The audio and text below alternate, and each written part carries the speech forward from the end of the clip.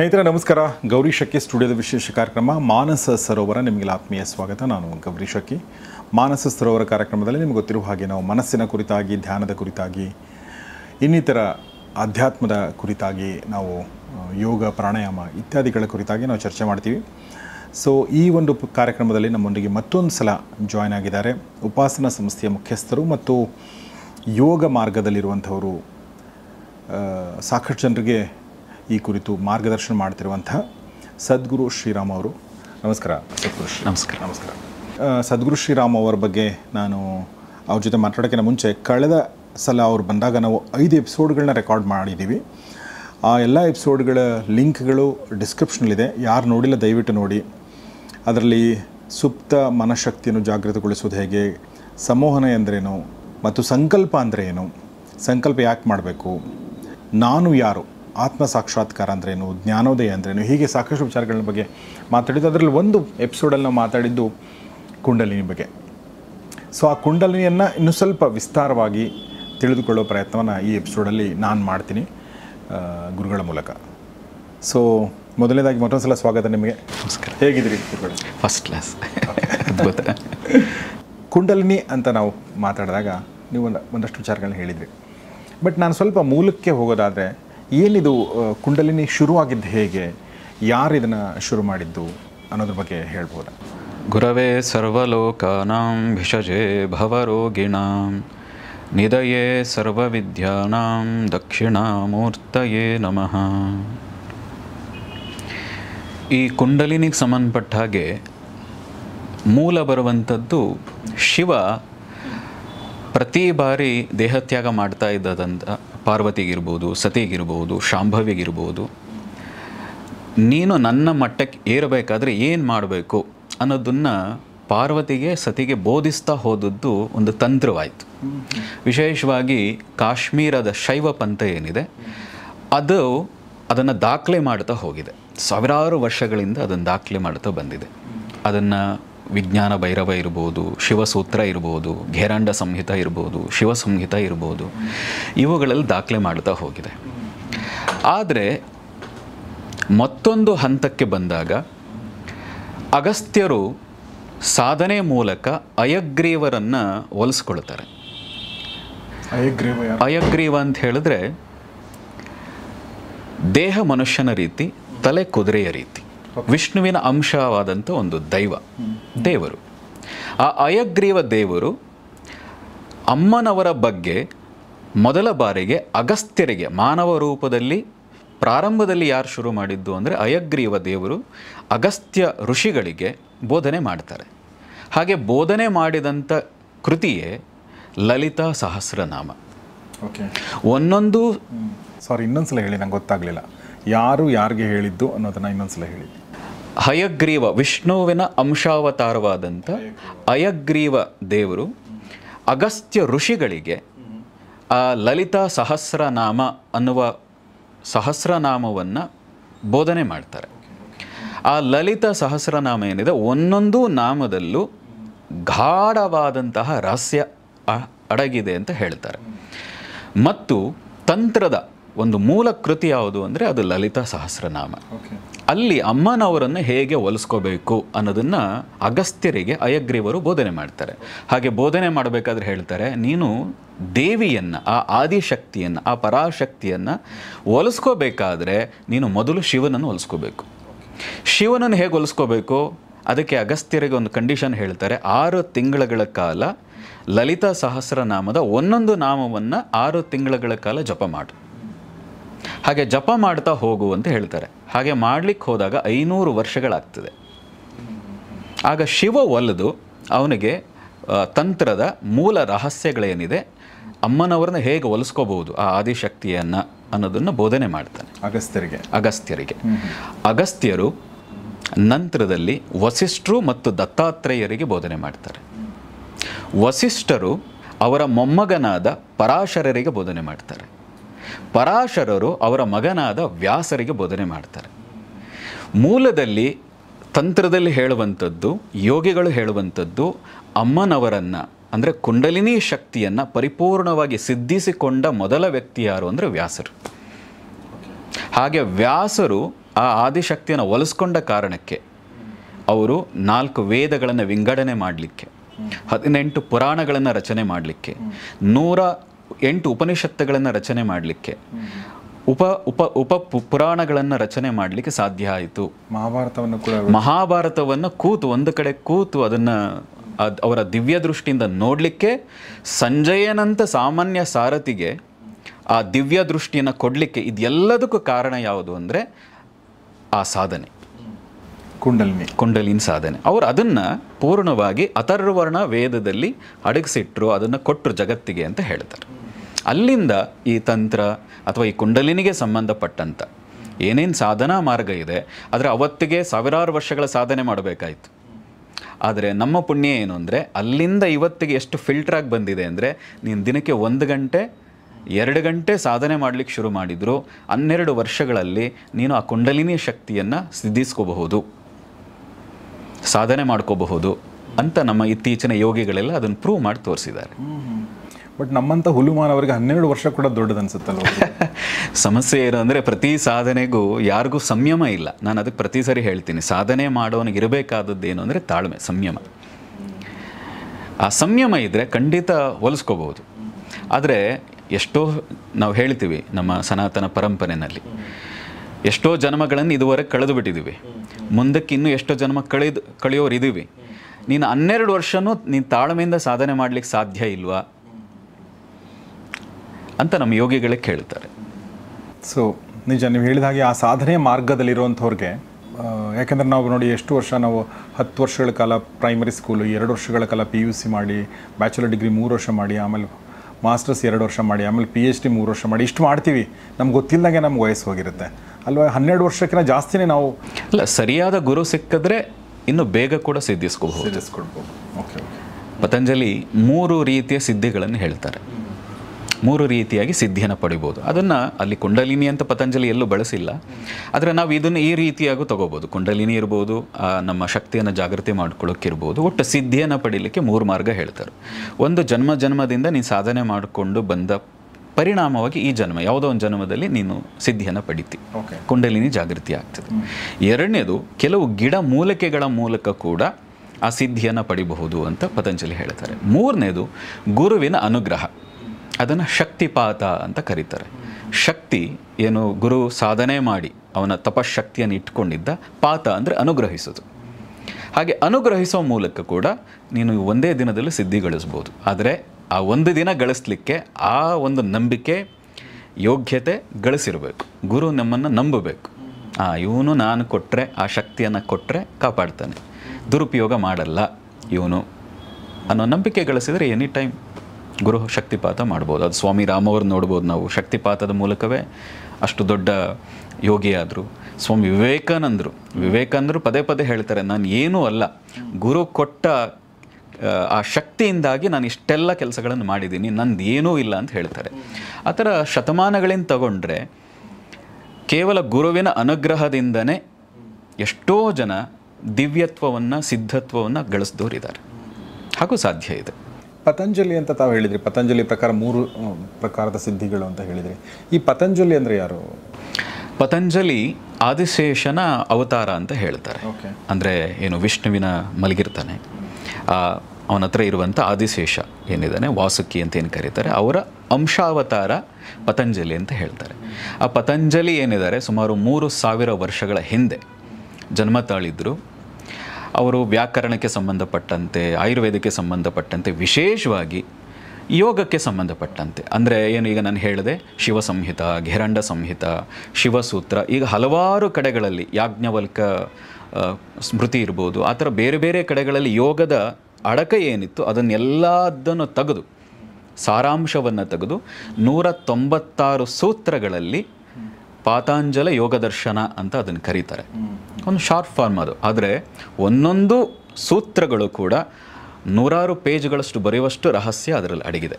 ಹಾಗೆ 196 ಸೂತ್ರಗಳ 4 ಅಧ್ಯಾಯಗಳ ಪಾತಾಂಜಲ ದರ್ಶನ ಅನ್ನುವಂಥ, ಯೋಗ ದರ್ಶನ ಅನ್ನುವಂಥ ಕೃತಿಯನ್ನು ಕೊಟ್ಟಿದ್ದಾರೆ. ಓಕೆ, ನನಗೆ ಯಾವಾಗಲೂ ಈ ಥರ ಇದ್ದಾಗ ನನಗೊಂದು ಪ್ರಶ್ನೆ ಯಾವಾಗಲೂ ಕಾಡುತ್ತೆ. ನೀವು ಎಷ್ಟೊಂದು ಕೃತಿಗಳು ಮತ್ತು ಕೃತಿಕಾರರ ಹೆಸರನ್ನ ಹೇಳಿದ್ರಿ ನೀವು. ನಾವು ಒಂದು ಕೃತಿ ಕೂಡ ನೋಡಿಲ್ಲ, ಓದೋದಿರಲಿ, ನಾವು ಕಣ್ಣಿಂದ ಹಿಂಗೆ ಆ ಪುಸ್ತಕನೂ ಕೂಡ ನೋಡಿಲ್ಲ. ಅಂದರೆ ಹೇಳೋದು ಹಳೆಯದು ಹೇಳ್ತಾ ಇಲ್ಲ ನಾನು, ಅದ್ರ ವರ್ಷನ್ ಅಂದರೆ ಹೊಸದಾಗಿ ಮುದ್ರಣಗೊಂಡಿರುವಂಥದ್ದು.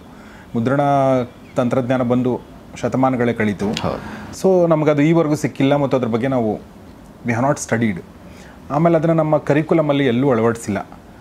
ಸೊ ಇದು ಅಂದರೆ ನಾನು ಹೇಳೋದು ಇದು ತಪ್ಪು ಸರಿ, ಇದರಲ್ಲಿ ಏನೋ ಇದಿರಬೇಕಿತ್ತು, ಅದೆಲ್ಲ ವಾದಗಳನ್ನ ಪಕ್ಕಕ್ಕಿಟ್ಟು ಒಂದು ಎಕ್ಸ್ಪೋಜರ್ ಅಂತಲೇ ಆಗಿಲ್ವಲ್ಲ ನಮ್ಮ ಇಡೀ ಜನ್ರೇಷನ್ಗೆ. ಅದ್ರ ಬಗ್ಗೆ ಏನು ಹೇಳಕ್ಕೆ ಇಷ್ಟಪಡ್ತೀನಿ ಏನಂದರೆ, ಅಧ್ಯಯನ ಮಾಡಿದವರು ಎಲ್ಲರೂ ಕೂಡ ಶುರು ಏನಿತ್ತು, ನಾನು ಹಿಂದೆನೂ ಹೇಳಿದ್ದೀನಿ, ಮೆಕಾಲೆ ಶಿಕ್ಷಣ ಪದ್ಧತಿ. ಅವ್ರು ಎಷ್ಟಕ್ಕೆ ಬೇಕೋ ಅವರು ಅಷ್ಟನ್ನು ಜನಕ್ಕೆ ಕೊಟ್ಟಿದ್ದಾರೆ. ನಾವು ಅತಿ ಬುದ್ಧಿವಂತರಾಗಬಾರ್ದು, ಸ್ವತಂತ್ರವಾಗಿ ಬದುಕಿಬಿಡ್ತೀವಿ. ಈಗ ನೀವು ಯೋಗ ಸಾಧನೆ ಶುರು ಮಾಡಿದರೆ ಒಂದು ಹಂತ ಹೋದ ಮೇಲೆ ಗುರು ಕೂಡ ನಿಮ್ಮನ್ನು ಸ್ವತಂತ್ರ ಮಾಡಿಬಿಡ್ತಾರೆ. ನೀನು ಇನ್ಯಾರೋ ಅಡಿ ಆಗಬೇಕಾಗಿಲ್ಲ ಅಂತ. ಸಾಧನೆ ಉದ್ದೇಶವೇ ಸ್ವತಂತ್ರ, ಮೋಕ್ಷ. ಹಾಗಾಗಿ ಅವರು ನೀವು ಅದನ್ನು ಬೋಧಿಸಿಬಿಟ್ಟಿದ್ದರೆ ಸ್ಕೂಲ್ಗಳಲ್ಲಿ, ಇವತ್ತು ನೀವು ಬೇರೆ ಲೆವೆಲ್ಗೆ ಹೋಗ್ತಾ ಇದ್ರಿ.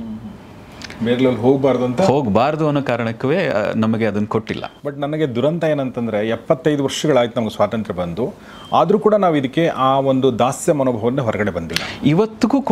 ಇವತ್ತಿಗೂ ಯಾರೋ ಒಂದು ಭಗವದ್ಗೀತೆಯನ್ನೇ ಸ್ಕೂಲಲ್ಲಿ ಬೋಧಿಸ್ತೀವಿ ಅಂದರೆ ಅದನ್ನು ವಿರೋಧ ಮಾಡೋರಿದ್ದಾರೆ. ನೋಡಿ, ನಾನು ಇತ್ತೀಚೆಗೆ ಕೇಳ್ತಾ ಇದ್ದೀನಿ, ಎಷ್ಟೋ ವಿದೇಶದವರು, ಇನ್ಕ್ಲೂಡಿಂಗ್ ಐನ್ಸ್ಟೀನ್ ಕೂಡ ಭಗವದ್ಗೀತೆಯಿಂದ ಪ್ರೇರಣೆಯಾಗಿದ್ರು ಅಂತ ನಾನು ಎಲ್ಲೋ ಒಂದು ಸಾಲು ಓದಿದ್ದೀನಿ. ಅಂದರೆ ಇಡೀ ಪಾಶ್ಚಿಮಾತ್ಯರು ಅದಕ್ಕೆ ಬೆರಗಾಗಿದ್ದಾರೆ ಆ ವಾಕ್ಯಗಳಿಗೆ. ಆದರೆ ನಾವು ಭಾರತದವರು, ನಾವು ಮಾತಾಡಿದಾಗಲೂ ಕೂಡ ಇಲ್ಲ ನಮಗಲ್ಲ, ಅದು ಊಟ ಕೊಡ್ತದ, ಅದು ರೊಟ್ಟಿ ಕೊಡ್ತದ, ಅದು ಮನೆ ಕೊಡ್ತದ ಅಂತ ಈಗಲೂ ಪ್ರಶ್ನೆ ನಮಗೆ ನಾವೇ ಕೇಳಿಕೊಂಡ್ರೆ ಹೇಗೆ ಸಾಧ್ಯ? ಅದು ಕೇವಲ ಭಗವದ್ಗೀತೆಯಲ್ಲ, ನೀವು ಹೇಳಿರುವಂಥ ಎಷ್ಟೋ ಕೃತಿಗಳ ಬಗ್ಗೆ ನಮಗೆ ಅದ್ಭುತ ಕೃತಿಗಳು.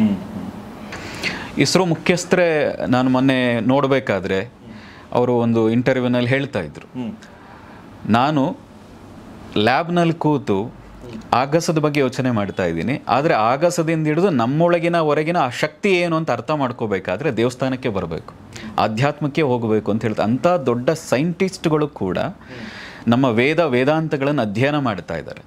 ನಾವು ಸಾಮಾನ್ಯರು ಒಂದು ಸ್ವಲ್ಪನಾದರೂ ಅದನ್ನು ಓದಕ್ಕೆ ಶುರು ಮಾಡಿದರೆ ಖಂಡಿತ ನಮ್ಮ ಜೀವನದಲ್ಲಿ ದೊಡ್ಡ ಯಶಸ್ಸನ್ನು ಗಳಿಸಬಹುದು. ಎಸ್. ಸೊ ಕುಂಡಲಿನಿ ಬಗ್ಗೆ ನಾನು ಇನ್ನೊಂದು ಪ್ರಶ್ನೆ ಕೇಳೋದಾದರೆ, ಈಗ ತಾವು ಹೇಳಿದ್ರಿ ಕುಂಡಲಿನಿ ಶಕ್ತಿ ಸಂಪೂರ್ಣವಾಗಿ ಜಾಗೃತಗೊಂಡದ್ದು ಮೊಟ್ಟ ಮೊದಲ ಬಾರಿಗೆ ವ್ಯಾಸರಿಗೆ ಅಂತ ವ್ಯಾಸರು ಮತ್ತು ಏನು ಸಾಧನೆ ಮಾಡಿದ್ರು ಅನ್ನೋದ್ರ ಬಗ್ಗೆ ಕೂಡ ನೀವು ಹೇಳಿದ್ರಿ. ಈಗ ವ್ಯಾಸರನ್ನ ನಾವು ನಮಗೆ ಕಂಪೇರ್ ಮಾಡ್ಕೊಳ್ಳೋಕ್ಕಂತ ಆಗಲ್ಲ. ನಮ್ಮ ಜೀವನನೇ ಬೇರೆ, ಅವು ಅಂದರೆ ಇನ್ ದ ಸೆನ್ಸ್ ಕಾಲಘಟ್ಟನೇ ಬೇರೆ ಆಗಿದೆ. ಈಗ ನಮಗೇನು ಬೇಕು, ಬೇರೆದೇ ಏನೇನೋ ಬೇಕಾಗಿದೆ. ಸೊ ನಮಗೇನು ಸಿಗುತ್ತೆ ಇದರಿಂದ, ಕುಂಡಲಿನಿ ಜಾಗೃತಿಯಿಂದ ಅನ್ನೋದು ಒಂದು ಪ್ರಶ್ನೆ. ನೋಡಿ, ಒಂದು ಲೌಕಿಕ ಬದುಕಿನ ಪರಿಪ್ರೇಕ್ಷ್ಯದಿಂದ ಕೇಳ್ತಾರಲ್ಲ ನಿಮಗೆ. ಲೌಕಿಕವಾಗಿ ಹೇಳೋದಿದ್ದರೆ ನೋಡಿ, ಕುಂಡಲಿನಿ ಅನ್ನುವಂಥದ್ದು ಒಂದು ಮಹಾಶಕ್ತಿ. ನಾನು ಹಿಂದೆನೂ ಹೇಳಿದ್ದೀನಿ, ನಮ್ಮ ದೈಹಿಕ ಶಕ್ತಿ ಏನಿದೆ ಅದರ ಹಿರಿಯರು ಯೋಗಿಗಳೇ ಹೇಳೋದು ಕೇವಲ 10% ಬಳಸ್ತಾ ಇದ್ದೀವಿ. ನಮ್ಮ ಬುದ್ಧಿ ಶಕ್ತಿಯ 1% ಬಳಸ್ತಾ ಇಲ್ಲ ಅಂತ ತುಂಬ ಜನ ಅದನ್ನು ಹೇಳ್ತಾನೆ ಇರ್ತಾರೆ. ಕುಂಡಲಿನಿ ಶಕ್ತಿ ಜಾಗೃತಿಯಾದಾಗ, ಪ್ರತಿ ಚಕ್ರಗಳು ಆ್ಯಕ್ಟಿವ್ ಆಗ್ತಾ ಹೋದಾಗ ಲೌಕಿಕದಲ್ಲಿ ನಾವು ಎಷ್ಟೋ ಅಡ್ಡಿ ಆತಂಕಗಳಿಂದ ದೂರ ಬರ್ತೀವಿ. ನಮ್ಮ ಫೋಕಸ್ಡ್ ಆಗಿ ನಾವು ಏನು ಕೆಲಸ, ಏನು ಸಾಧನೆ ಮಾಡಬೇಕಾಗಿದೆ ಆ ದಿಕ್ಕಿನಲ್ಲಿ ಕ್ಲಿಯರಾಗಿ ಯೋಚನೆ ಮಾಡಲಿಕ್ಕೆ, ಗೊಂದಲ ಇಲ್ಲದೆ ಮುನ್ನುಗ್ಗಲಿಕ್ಕೆ ಕೂಡ ಅದು ಶಕ್ತಿಯನ್ನು ಕೊಡ್ತದೆ. ವ್ಯಾಸರು ಅವರು ಕೂಡ ಒಂದು ಆಧ್ಯಾತ್ಮಿಕವಾಗಿ ಸಾಧನೆ ಮಾಡಿರಬಹುದು. ಅವತ್ತಿನ ಕಾಲಕ್ಕೆ ಎಷ್ಟೋ ವರ್ಷಗಳ ಸಾಧನೆ ಮಾಡಬೇಕಾಗಿತ್ತು. ನಾನು ಅದಕ್ಕೆ ಹೇಳಿದೆ, ಅವರು ಎಷ್ಟು ಸಾಧನೆ ಮಾಡಿದಾರೋ ಅದರ ಒಂದು ಭಾಗ ಈ ಕಲಿಯುಗದಲ್ಲಿ ಒಂದು ಭಾಗ ಸಾಧನೆ ಮಾಡಿದರೆ ಸಾಕು, ಅವರಷ್ಟು ಸಿದ್ಧಿಯನ್ನು ಗಳಿಸ್ಬೋದು. ಅದನ್ನು ಲೌಕಿಕವಾಗಿ ಕೂಡ ಅಪ್ಲೈ ಮಾಡಬಹುದು. ನಮ್ಮ ಹಿರಿಯರು ಏನು ಹೇಳ್ತಾರೆ, ನೀವು ಕೆಲಸದಲ್ಲಿ ತುಂಬ ಸಮಸ್ಯೆಗಳು ಎಲ್ರಿಗೂ ಇದೆ, ಪ್ರತಿಯೊಬ್ಬರಿಗೂ ಅಡ್ಡಿ ಆತಂಕಗಳಿದೆ, ಏನೇ ಮಾಡೋಕ್ಕೆ ಹೋದ್ರು. ಆದರೆ ಕೆಲವರಿಗೆ ಬಗೆಹರಿಯೋದೇ ಇಲ್ಲ. ಒಂದಲ್ಲ ಒಂದು ಸಮಸ್ಯೆಗಳು ಅವ್ರ ಜೀವನದಲ್ಲಿ ಬರ್ತಾನೆ ಇರ್ತದೆ. ಯಾಕೆ? ಎಲ್ಲದಕ್ಕೂ ಅದಕ್ಕೆ ಜಾತಕ ನೋಡೋಕ್ಕೆ ಹೋಗ್ತಾರೆ. ಅದಕ್ಕೆ ಯೋಗಿಗಳೇನು ಹೇಳ್ತಾರೆ, ಅದು ಜಾತಕ ನೋಡಬೇಡ, ನಿನ್ನ ಮೂಲಾಧಾರ ಚಕ್ರ ನೋಡು. ಮೂಲ ಆಧಾರ, ಇನ್ನು ಉಳಿದ ಎಲ್ಲ ಚಕ್ರಗಳಿಗೂ, ಇನ್ನು ಉಳಿದ ಎಲ್ಲ ಶಕ್ತಿಗೂ ಆಧಾರ ಯಾವುದು ಅಂದರೆ ಮೂಲಾಧಾರ. ಕುಂಡಲಿನಿ ಶಕ್ತಿಯ ವಾಸಸ್ಥಾನ, ಆ ಜಗನ್ಮಾತೆಯ ಕುಲ ಕುಂಡಲಿನಿಯ ವಾಸಸ್ಥಾನ. ಅದು ಕೆಟ್ಟು ನಿಂತಿದ್ರೆ, ಅದು ಹಾಳಾಗಿದ್ದರೆ ನೀನು ಲೌಕಿಕದಲ್ಲಿ ಯಾವುದೇ ಕೆಲಸ ಮಾಡಿದ್ರೂ ಪೂರ್ಣ ಮಾಡೋಕ್ಕೆ ಸಾಧ್ಯವೇ ಇಲ್ಲ, ಯಶಸ್ಸನ್ನು ಗಳಿಸ್ಲಿಕ್ಕೆ ಸಾಧ್ಯವೇ ಇಲ್ಲ. ಆ ಮೂಲಾಧಾರ ಚಕ್ರ ಚೆನ್ನಾಗಿ ಕೆಲಸ ಮಾಡೋಕ್ಕೆ ಶುರು ಮಾಡಿದರೆ ನೀನು ನಿನ್ನ ಕೆಲಸದಲ್ಲಿ ಮುನ್ನುಗ್ತಿ, ಯಾರೂ ನಿನ್ನನ್ನು ಹಿಡಿಲಿಕ್ಕೆ ಸಾಧ್ಯ ಇಲ್ಲ, ನಿನ್ನ ಗುರಿಯನ್ನು ನೀನು ಮುಟ್ಟಿತಿ ಅಂತ ಹೇಳ್ತಾರೆ. ಓಕೆ, ಈಗ ನಾನು ನಿಮ್ಮ ಬಗ್ಗೆ ಬರೋದಾದರೆ, ಅಂದರೆ ನಿಮ್ಮ ಕೋರ್ಸ್ಗಳ ಬಗ್ಗೆ ಬರೋದಾದರೆ, ಈಗ 12 ವರ್ಷಗಳ ಕಾಲ ಅಂತ ತಾವು ಹೇಳಿದ್ರಿ. ಬಟ್ ಅಗೇನ್ ಯಾರಾದರೂ ಕುಂಡಲಿನಿ ಶಕ್ತಿ ಜಾಗೃತಿ ಒಂದು ಮಾಡ್ಕೋಬೇಕು ಅಂತಂದ್ರೆ ನೀವು ಹೇಗೆ ಹೆಲ್ಪ್ ಮಾಡ್ತೀರಿ? ನೋಡಿ, ನಮ್ಮ ಪ್ರಾಚೀನ ಋಷಿಗಳು ಏನು ಕೊಟ್ಟಿದ್ದಾರೆ ಹಠಯೋಗ ಮತ್ತು ತಂತ್ರದ, ನಾವು ದಕ್ಷಿಣಾಚಾರ ಅಂತ ಹೇಳ್ತೀವಿ, ಸಾತ್ವಿಕ ಮಾರ್ಗ. ಆ ಮಾರ್ಗದಲ್ಲಿ ಕೆಲವು ಪ್ರಾಣಾಯಾಮಗಳಿದೆ, ಕೆಲವು ಮುದ್ರಾಗಳಿದೆ. ಅಡ್ವಾನ್ಸ್ಡ್ ಆದಂಥ ಮುದ್ರಾ, ಪ್ರಾಣಾಯಾಮ ಮತ್ತು ಕುಂಡಲಿನಿಗೆ ಧ್ಯಾನಕ್ಕೆ ಸಂಬಂಧಪಟ್ಟಂಥ ಕೆಲವು ಟೆಕ್ನಿಕ್. ಈ ಮೂಲಕ ನಾವು ರೆಗ್ಯುಲರ್ ಪ್ರಾಕ್ಟೀಸ್ ಮಾಡ್ತಾ ಹೋದರೆ, ನಾನು 12 ವರ್ಷ ಹೇಳಿದ್ದು ಆ ಕುಂಡಲಿನಿ ಶಕ್ತಿ ಏನಿದೆ ಸಹಸ್ರಾರಕ್ಕೆ ಬರಲಿಕ್ಕೆ. ಜಾಗೃತಿ ಒಂದೇ ದಿನದಲ್ಲೂ ಆಗಬಹುದು. ಕುಂಡಲಿನಿ ಜಾಗೃತಿ ಬೇರೆ, ಆ ಕುಂಡಲಿನಿ ಜಾಗೃತಿ ಆಗುವಂಥದ್ದು ಸಹಸ್ರಾರಕ್ಕೆ ಹೋಗೋದು ಬೇರೆ. ಇದು 2 ಭಾಗ ಇದೆ. ಕುಂಡಲಿನಿ ಮೂಲಾಧಾರದಲ್ಲಿ ಏನಿದೆ, ಆ ಕುಂಡಲಿನಿ ಜಾಗೃತಿ ಆದರೆ ಸಾಕು, ಜೀವನದಲ್ಲಿ ಎಷ್ಟೋ ರೀತಿಯ ಬದಲಾವಣೆಗಳಾಗ್ತದೆ. ಆಗಲಿಕ್ಕೆ ನಾವು 7 ದಿನಕ್ಕೆ 2 ಗಂಟೆ ರೀತಿ, ಈಗ ಸದ್ಯಕ್ಕೆ ಆನ್ಲೈನಲ್ಲೇ ಮಾಡ್ತಾ ಇದ್ದೀವಿ, ದಿನಕ್ಕೆ 2 ಗಂಟೆ ರೀತಿ ಪ್ರತಿನಿತ್ಯ ಪ್ಲಸ್ ಆಗ್ತಾ ಹೋಗ್ತದೆ. ಇವತ್ತೇನು ಹೇಳ್ಕೊಟ್ರು, ನಾಳೆ ಇನ್ನೊಂದು ವಿಷಯ, ಹೀಗೆ ಸೇರಿಸ್ತಾ 7 ದಿನಗಳ ಕೋರ್ಸ್ ರೀತಿ ಮಾಡಿ ಅತೀ ಸುಲಭವಾಗಿ ಜನರಿಗೆ ಪ್ರಾಕ್ಟೀಸ್ ಮಾಡೋ ಹಾಗೆ ಅದನ್ನು ಡಿಸೈನ್ ಮಾಡಿದ್ವಿ. ಅದನ್ನು ಮಾಡ್ತಾ ಹೋದರೆ 7ನೇ ದಿನದಲ್ಲಿ ಪ್ರತಿಯೊಬ್ಬ ವ್ಯಕ್ತಿ ಹೇಳ್ತಾನೆ, ಇದು ಏನೋ ಇದೆ, ಒಂದು ಎನರ್ಜಿಯ ಫೀಲ್ ಮಾಡೋಕ್ಕೆ ಶುರು ಮಾಡ್ತಾನೆ, ಒಂದು ಚೈತನ್ಯದ ಫೀಲ್ ಮಾಡೋಕ್ಕೆ ಶುರು ಮಾಡ್ತಾನೆ. ಅದನ್ನು ರೆಗ್ಯುಲರ್ ಪ್ರಾಕ್ಟೀಸ್ ಮಾಡ್ತಾ ಹೋದರೆ 6 ತಿಂಗಳಲ್ಲಿ ಇನ್ನೂ ದಿವ್ಯವಾದ ಅನುಭವ ಶುರುವಾಗ್ತದೆ. ಅದನ್ನು ಇನ್ನೂ ಪ್ರಾಕ್ಟೀಸ್ ಗಟ್ಟಿಯಾಗಿ ಶ್ರದ್ಧೆಯಿಂದ ಮಾಡ್ತಾ ಹೋದರೆ 12 ವರ್ಷದಲ್ಲಿ ಪೂರ್ಣವಾದ ಒಂದು ಹಂತವನ್ನು ತಲುಪ್ತಾನೆ. ನಮ್ಮ ಚಕ್ರಗಳ ಬಗ್ಗೆ ನೀವು ಹೇಳ್ತಾ ಇದ್ರಿ, ಚಕ್ರಗಳು ಆ್ಯಕ್ಟಿವ್ ಆಗೋದು ಬೇರೆ ಮತ್ತು ಸಹಸ್ರಾರಕ್ಕೆ ಅದು ರೀಚ್ ಆಗೋದು ಬೇರೆ ಅಂತ ಹೇಳ್ತಾ ಇದ್ರಿ. ಬಟ್ ಚಕ್ರಗಳು ಆ್ಯಕ್ಟಿವ್ ಆಗಿರೋದು ಅಥವಾ ಹೆಲ್ದಿ ಆಗಿರೋದು, ಅದರ ಲಕ್ಷಣಗಳೇನು? ಅಂದರೆ ನಮ್ಮ ಚಕ್ರಗಳು ಆ್ಯಕ್ಟಿವ್ ಆಗಿದೆ ಅಥವಾ ನಮ್ಮ ಚಕ್ರಗಳು ಹೆಲ್ದಿ ಆಗಿದೆ ಅಂತ ನಮಗೆ ಗೊತ್ತಾಗೋದು ಹೇಗೆ? ನೋಡಿ, ಮೊನ್ನೆ ಗದಗಿಂದ ಒಬ್ಬ ಹುಡುಗ ಬಂದಿದ್ದ, ನಮ್ಮ ಹತ್ರ ದೀಕ್ಷೆ ತಗೊಂಡಂಥವನೇ. ಅವನು ಹೇಳ್ತಾ ಇದ್ದ, ಮುಂಚೆ ಗುರುಗಳೇ ನನಗೆ ಜೀರ್ಣ ಆಗ್ತಾ ಇರಲಿಲ್ಲ. 20-21 ವರ್ಷದ ಹುಡುಗನಿಗೆ ಜೀರ್ಣ ಆಗ್ತಾ ಇಲ್ಲ ಅಂದರೆ ಏನು ಅರ್ಥ? ತಿಂದದ್ದು ಜೀರ್ಣ ಆಗ್ತಾ ಇರಲಿಲ್ಲ ಅಂತ. ಆದರೆ ಕ್ರಿಯೆ ಮಾಡೋಕ್ಕೆ ಶುರು ಮಾಡಿದ ಮೇಲೆ, ಇಲ್ಲ ಗುರುಗಳು ಈಗ ಜೀರ್ಣ ಶಕ್ತಿ ಚೆನ್ನಾಗಿ ಆಗ್ತಾ ಇದೆ, ತಿಂದದ್ದು ಚೆನ್ನಾಗಿ ಜೀರ್ಣ ಆಗ್ತಾ ಇದೆ, ಒಳ್ಳೆ ನಿದ್ದೆ ಬರ್ತಾ ಇದೆ ಅಂತ. ಅದರ ಅರ್ಥ ಏನು ಅಂದರೆ, ಮಣಿಪುರ ಚಕ್ರ ಒಂದು ಮೊದಲು ಚೆನ್ನಾಗಿ ಕೆಲಸ ಮಾಡ್ತಾ ಇರಲಿಲ್ಲ, ಕೆಟ್ಟು ನಿಂತಿತ್ತು. ಯಾವಾಗ ಮಣಿಪುರ ಚಕ್ರ ಕೆಟ್ಟು ನಿಲ್ತೋ ಆಗ ಅಲ್ಲಿರುವಂಥ ಪ್ಯಾಂಕ್ರಿಯಾಸ್ ಇರ್ಬೋದು, ದೊಡ್ಡ ಕರುಳು, ಸಣ್ಣ ಕರುಳು, ಆಡ್ರಿನಲ್ ಏನೇನು ಇದೆ ಅದೆಲ್ಲ ಸರಿಯಾಗಿ ಕೆಲಸ ಮಾಡಲ್ಲ. ಬಾಡಿ ಹೀಟ್ ಆಗ್ತದೆ, ಸಿಕ್ಕಾಬಟ್ಟೆ ಹೀಟ್ ಆಗ್ತದೆ.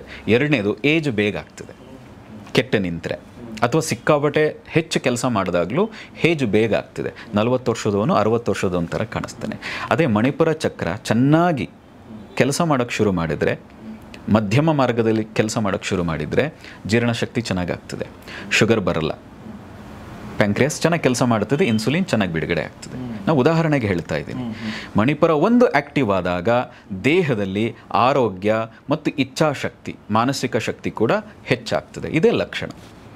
ಹಾಗೆ ವಿಶೇಷವಾಗಿ ಅನಾಹತ ಅಂತ ಒಂದು ಚಕ್ರ ಇದೆ, 2 ಹೃದಯಗಳ ನಡುವೆ, ಸ್ಪಿರಿಚುವಲ್ ಹಾರ್ಟ್ ಅಂತ ಕರಿತೀವಿ ಅದನ್ನು. ಇದು ಫಿಸಿಕಲ್ ಹಾರ್ಟ್, ದೈಹಿಕವಾಗಿ ಒಂದು ಹಾರ್ಟ್ ಇದೆ, ಅದೇ ರೀತಿ ಆಧ್ಯಾತ್ಮಿಕವಾಗಿ ಒಂದು ಹೃದಯ ಇದೆ. ಅದನ್ನು ಅನಾಹತ ಮೀನ್ಸ್ ಹೃದಯ ಅಂತಾನೆ, ಸಂಸ್ಕೃತದಲ್ಲಿ ಅದನ್ನು ಅನಾಹತ ಅಂತ ಕರಿತೀವಿ. ಅನಾಹತ ಅಂದರೆ ಅರ್ಥ, ಈಗ ಇದು ಹೀಗೆ ಬಡಿದ್ವಲ್ಲ, ಇದು ಅಹತನಾದ ಅಂತ. ಒಂದಕ್ಕೊಂದು ಟಚ್ ಆಗಿ ಬರುವಂಥ ಶಬ್ದಕ್ಕೆ ಅಹತನಾದ, ಜಾಗಟೆ, ನಗಾರಿ, ಬೇರಿ, ಇದೆಲ್ಲ ಅಹತನಾದ. ಅನಾಹತನಾದ ಅಂದರೆ ಒಂದಕ್ಕೆ ಒಂದು ತಾಗದೆ, ಟಚ್ಚೇ ಆಗದೆ ಬರುವಂತಹ ನಾದಕ್ಕೆ ಅನಾಹತ ನಾದ. ಈಗ ಸೂರ್ಯನಿಗೆ ಸ್ವಯಂ ಪ್ರಕಾಶ ಅಂತ ಕರಿತೀವಿ. ಅಂದರೆ ಯಾರು ಬೆಳಗಲ್ಲ, ಯಾರು ಸ್ವಿಚ್ ಆನ್ ಮಾಡಲ್ಲ, ಯಾರು ದೀಪ ಹಚ್ಚಲ್ಲ, ಅವನು ಉರಿಲಿ ಅಂತ ಹೇಳಿ, ಅವನೇ ಪ್ರಜ್ವಲಿಸ್ತಾ ಇದ್ದಾನೆ. ಹಾಗೆ ಈ ಹಾರ್ಟ್ ಏನಿದೆ ತನಗೆ ತಾನೇ ಹೊಡಿತಾ ಇದೆ, ಅಲ್ಲಿ ಯಾರು ಟಚ್ ಮಾಡ್ತಾ ಇಲ್ಲ. ಹಾಗೆ ಅದಕ್ಕೆ ಅನಾಹತನಾದ ಅಂತ ಕರೀತಾರೆ. ಆ ಅನಾಹತ ಚಕ್ರ ಆ್ಯಕ್ಟಿವ್ ಆದಾಗ ಜಗತ್ತಿನಲ್ಲಿ ಎಲ್ಲಿ ಏನೇ ನಡೆದ್ರೂ ನಿಮಗೆ ಒಂದು ಕರುಣೆ ಬರ್ತಿದೆ, ಅನ್ಕಂಡೀಷನಲ್ ಆಗಿ ಪ್ರೀತಿಸ್ತೀರಿ, ಮತ್ತು ನಿಮ್ಮ ಕಡೆಗೂ ಕೂಡ ಅದೇ ರೀತಿಯ ವಾತ್ಸಲ್ಯ, ಪ್ರೀತಿ ಪೂರ್ವಕವಾದ ಜನಗಳೇ ನಿಮ್ಮ ಹತ್ರಕ್ಕೆ ಅಟ್ರಾಕ್ಟ್ ಆಗ್ತಾರೆ. ದಟ್ ಮೀನ್ಸ್ ಅನಾಹತ ಚಕ್ರ ಆಕ್ಟಿವ್ ಆಗಿದೆ. ಬಟ್ ಇಂಥ ವ್ಯಕ್ತಿಗಳನ್ನ ನೋಡಿದ್ದೀನಿ, ಗೊತ್ತಿಲ್ಲ ಅದು ಚಕ್ರ ಆಕ್ಟಿವ್ ಆಗಿದೆ, ಗೊತ್ತಾಗೋದೇ ಇಲ್ಲ. ಅವರೆಷ್ಟು ಪ್ರೀತಿ ಮಾಡ್ತಾರೆ ಅಂತ. ನಮ್ಮ ಮನೆಯಲ್ಲೇ ಇದ್ದಾರೆ, ನಾನು ಹೇಳಬೇಕು ಅಂತಂದರೆ ಅವರು ಏನೇ ಚಿಕ್ಕದು ಯಾರಿಗೋ ಏನೋ ಆದರೂ ಕೂಡ ಅವರು ಕರುಣೆ ವಸ್ತ್ರ ಮನಸ್ಸಲ್ಲಿ. ಒಂದು ಪ್ರಾಣಿಗಳಿಗೆ ಏನಾದರೂ ಆದರೂ ಕೂಡ ಶಿ ಫೀಲ್ಸ್ ದಟ್. ಸೊ ಆಮೇಲೆ ಅವ್ರಿಗೆಲ್ಲರೂ ಅವ್ರನ್ನ ಅದೇ ಥರ ನೋಡ್ಕೋತಾರೆ ಕೂಡ. ಸೊ ಇದು ಅನಾಹತ ಚಕ್ರ ಆಕ್ಟಿವ್ ಆಗಿರೋ ಲಕ್ಷಣ. ಅದು ಏನಂದರೆ ಸ್ವಾಮಿ ಶಿವಾನಂದರು ಹೇಳ್ತಾರೆ, ಋಷಿಕೇಶದ ಸ್ವಾಮಿ ಶಿವಾನಂದರು, ನಿನ್ನ ಮನಸ್ಸು ಎಷ್ಟು ಶುದ್ಧಿ ಆಗ್ತದೋ ಅಂದರೆ ಅರ್ಥ ಅಷ್ಟು ಎತ್ತರಕ್ಕೆ ಹೋಗ್ತಿ. ಏನಂದರೆ ತಂತ್ರದಲ್ಲಿ 3 ಭಾವಗಳನ್ನು ಹೇಳ್ತಾರೆ: ಪಶುಭಾವ, ಮನುಷ್ಯ ಭಾವ ಮತ್ತು ದೈವ ಭಾವ. ಪಶುಭಾವ ಅಂದ್ರೇನು? ತಿನ್ನು, ಲೈಂಗಿಕತೆ, ಚೆನ್ನಾಗಿ ನಿದ್ದೆ ಮಾಡು, ತನ್ನ ಸುಖಕ್ಕೆ ಏನು ಬೇಕೋ ಅದನ್ನು ಮಾಡ್ಕೊಂಡು ಆರಾಮಾಗಿರೋದು ಪಶುಭಾವ. ಹಾಗಿದ್ದಾಗ ಅವನು ಮೂಲಾಧಾರಕ್ಕಿಂತ ಇನ್ನೂ ಅಧೋಮುಖ ಆಗ್ತಾನೆ. ಅವನು ಯಾರು ಮೇಲ್ಮುಖವಾಗಿ ಚಲಿಸ್ತಾ ಹೋಗ್ತಾರೋ ಅವನು ಮನುಷ್ಯನಾಗ್ತಾನೆ. ನಾವೆಲ್ಲ ಯಾಕೆ ಹುಟ್ಟಿದ್ದೀವಿ? ಮನುಷ್ಯರಾಗ್ಲಿಕ್ಕೆ ಹುಟ್ಟಿದ್ದೀವಿ. ಮನುಷ್ಯರಲ್ಲ, ಇಲ್ಲಿರೋರು ಯಾರು ಮನುಷ್ಯರಾಗಿಲ್ಲ. ಅದಕ್ಕೆ ಬೇಂದ್ರೆಯವರು ಹೇಳ್ತಾರೆ, ಮನುಷ್ಯರಾಗ್ಲಿಕ್ಕೆ ಹುಟ್ಟಿದ್ವಿ ನಾವೆಲ್ಲರೂ ಕೂಡ. ಮನುಷ್ಯ ಅಂದರೆ ಏನು? ಪ್ರೀತಿ, ವಾತ್ಸಲ್ಯ, ಅದು ದೈವ ಗುಣ ಅಲ್ಲ, ಆ್ಯಕ್ಚುಲಿ ಅದು ಮನುಷ್ಯನ ಗುಣ. ಆದರೆ ನಾವು ಅದನ್ನು ನಾವೇನು ಅಂದ್ಕೊಂಡ್ಬಿಟ್ಟಿದ್ದೀವಿ ಅಂದರೆ ದೇವರು. ಅದು ಪ್ರೀತಿಸಿ ಅನ್ಕಂಡೀಷನಲಾಗಿ ಪ್ರೀತಿಸಿದ್ರೆ ಅವನು ದೇವರು. ಏನು ನಿರೀಕ್ಷೆ ಇಲ್ಲದೆ ನಮಗೆ ಸಹಾಯ ಮಾಡಿದರೆ ಅವನು ದೇವರು. ಆದರೆ ಅದು ದೇವರ ಕೆಲಸ ಅಲ್ಲ, ಆ್ಯಕ್ಚುಲಿ ಅದು ಪ್ರತಿಯೊಬ್ಬ ಮನುಷ್ಯನ ಕೆಲಸ. ಅದಕ್ಕೆ ಶಿವಾನಂದರು ಹೇಳ್ತಾರೆ, ಚಿತ್ತ ಶುದ್ಧಿ ಆದಷ್ಟು, ಮನಸ್ಸು ಶುದ್ಧಿ ಆದಷ್ಟು, ಮನಸ್ಸು ಮೇಲ್ಮುಖವಾಗಿ ಹೋಗ್ತಾ ಇದೆ ಅಂದರೆ ಅರ್ಥ ಅಂದರೆ ನೀನು ಎಲ್ಲರನ್ನು ಇಷ್ಟಪಡೋಕ್ಕೆ ಶುರು ಮಾಡಿದೀಯಾ, ಎಲ್ಲರನ್ನು ಪ್ರೀತಿಸ್ತಾ ಇದೆಯಾ. ಅದರ ಅರ್ಥ ನಿನ್ನ ಚಕ್ರಗಳು ಆ್ಯಕ್ಟಿವ್ ಆಗಿದೆ, ನಿನ್ನ ಶಕ್ತಿ ಮೇಲ್ಮುಖವಾಗಿ ಹೋಗ್ತಾ ಇದೆ ಅಂತ ಅರ್ಥ. ವಿಶುದ್ಧವನ್ನು ದಾಟಿದ್ರೆ ನೀನು ದೈವಕ್ಕೆ ಹೋಗಿದ್ದೀಯ ಅಂತ ಅರ್ಥ. ಅನಾಹತದವರೆಗೆ ಮನುಷ್ಯ ಭಾವ, ಅನಾಹತ ಚಕ್ರ ದಾಟಿದ್ರೆ ನೀನು ದೈವ ಭಾವಕ್ಕೆ ಹೋಗ್ತೀಯ ಅಂತ ಅರ್ಥ. ದೈವ ಭಾವ ಅಂದ್ರೇನು? ಭಯ ಇಲ್ಲ. ನಮ್ಮಲ್ಲಿ ಮನುಷ್ಯನಿಗೆ ಸಹಜವಾದ ಗುಣಗಳಿದೆ: ಹಸಿವು, ಬಾಯಾರಿಕೆ, ನಿದ್ದೆ, ಲೈಂಗಿಕತೆ, ಭಯ. ಇವು 5ಗಳು ಸಹಜವಾದ ಗುಣ, ಎಲ್ರಿಗೂ ಇದೆ. ಎಲ್ರಿಗೂ ಹುಟ್ಟೋ ಮಕ್ಕಳಿಗೂ ಭಯ ಬರ್ತದೆ, ಹಸಿವಿದೆ, ಬಾಯಾರಿಕೆ ಇದೆ. ಇದು ಇಲ್ಲದೇ ಇದ್ದರೂ ನಾನು ಆರಾಮವಾಗಿರ್ತೀನಿ ಅನ್ನುವ ಲಕ್ಷಣ ಬಂದರೆ ಅವನಿಗೆ ಭಯ ಇಲ್ಲ. ಹೀಗೆ ಸಾವು ನನ್ನ ಮುಂದೆ ನಿಂತಿದೆ ಅಂದರೂ ಅವನು ಅದನ್ನು ಪ್ರೀತಿಸೋಕ್ಕೆ ಕಲ್ತಿದ್ದಾನೆ ಅಂದರೆ ಅವನು ದೈವ ಭಾವಕ್ಕೆ ಹೋಗಿದ್ದಾನೆ ಅಂತ ಅರ್ಥ.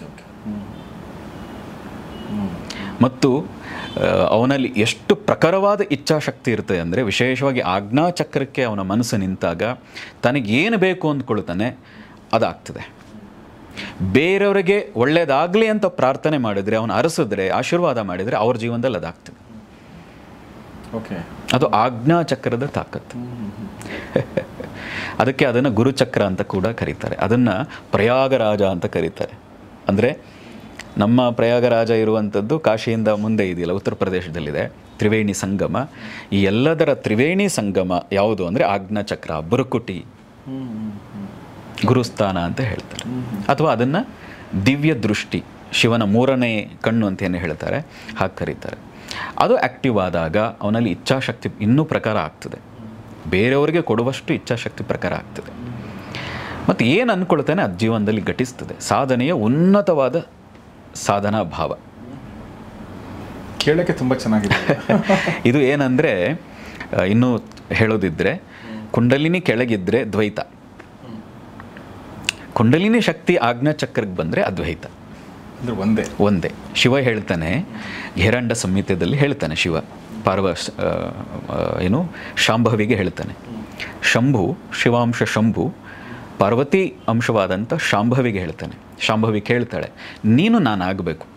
ಎಲ್ಲ ಹೇಳ್ತಾ ಹೋಗ್ತಾನೆ, ಧ್ಯಾನ ಮಾಡೋದು ಹೇಗೆ, ಏನೇನು ಸಾಧನೆ ಮಾಡಬೇಕು ಎಲ್ಲ ಹೇಳಬೇಕಾದ್ರೆ ಇದೆಲ್ಲ ಸರಿ, ಆದರೆ ನೀನಾಗಬೇಕು. ಅದಕ್ಕೆ ಏನು ಮಾಡ್ಬೇಕು ಹೇಳು, ಏನು ಮಾಡಿದ್ರೆ ಆದಷ್ಟು ಬೇಗ ನಾನು ನೀನಾಗ್ತೀನಿ. ಅದಕ್ಕೆ ಶಂಭು ಹೇಳ್ತಾನೆ, ಏನು ಮಾಡಬೇಡ, ನಿನ್ನ ಮನಸ್ಸನ್ನು ಇಲ್ಲ ನಿಲ್ಲಿಸು, ಅಲ್ಲಿ ನೋಡ್ತಾ ಇರು. ಅಲ್ಲಿ ನೋಡ್ತಾ ಇದ್ದರೆ ನಾನು ನೀನು ಅನ್ನೋದು ಬಿಟ್ಟು ಪೂರ್ಣವಾಗಿ ನೀನು ನಾನಾಗಿ ಹೋಗ್ಬಿಟ್ಟಿರ್ತೀಯ. ಆ ಸ್ಥಾನ ಯಾವುದು ಅಂದರೆ ಆಜ್ಞಾಚಕ್ರ ಅಂತ ಹೇಳ್ತಾರೆ. ಅದನ್ನೇ ಶಾಂಭವಿ ಮುದ್ರೆ ಅಂತ ಹೇಳುವಂಥದ್ದು.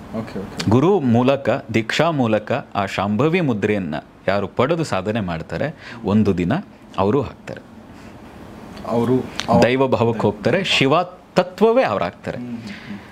ದೇವರಾಗೋದು ಅಂದ್ರೆ ಅರ್ಥ ಯಾವುದೋ ಲೋಕದಲ್ಲಿ ಇರೋದು ಅಂತಲ್ಲ, ಇಲ್ಲಿದ್ದೇ ಆ ರೀತಿಯ ಆ ತತ್ವವನ್ನು ನಹುಷ ಹೇಗೆ ಪಡೆದ್ರು, ಪ್ರಹ್ಲಾದ ಹೇಗೆ ಪಡೆದ್ರು, ಆ ತತ್ವವನ್ನು, ಆ ದೈವತ್ವವನ್ನು ಜಾಗೃತಿ ಮಾಡಿಕೊಂಡು ಆ ಸ್ಥಿತಿಗೆ ಹೋಗುವಂಥದ್ದು. ಅದು ಎಲ್ರಿಗೂ ಸಾಧ್ಯ.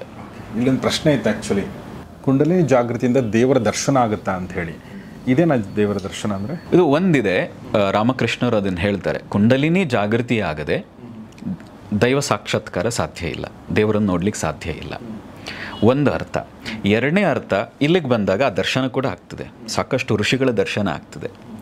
ಇದು ಹೇಳಿದಾಗ ಅತಿಶಯೋಕ್ತಿ ಅಂತ ತುಂಬ ಸರಿ ಅನಿಸ್ಬೋದು, ಅದು ಸಾಧನೆ ಮಾಡಿದವ್ರಿಗೆ ಗೊತ್ತಿರುತ್ತೆ ಅದು ಏನು ಅಂತ. ಅದು ಏನು ನಂಬದೇ ಇದ್ದರೂ ನಿಮ್ಮ ಜೀವನದಲ್ಲಂತೂ ಉನ್ನತವಾದಂಥ ದರ್ಶನಗಳನ್ನಂತೂ ನೋಡ್ತೀರಿ.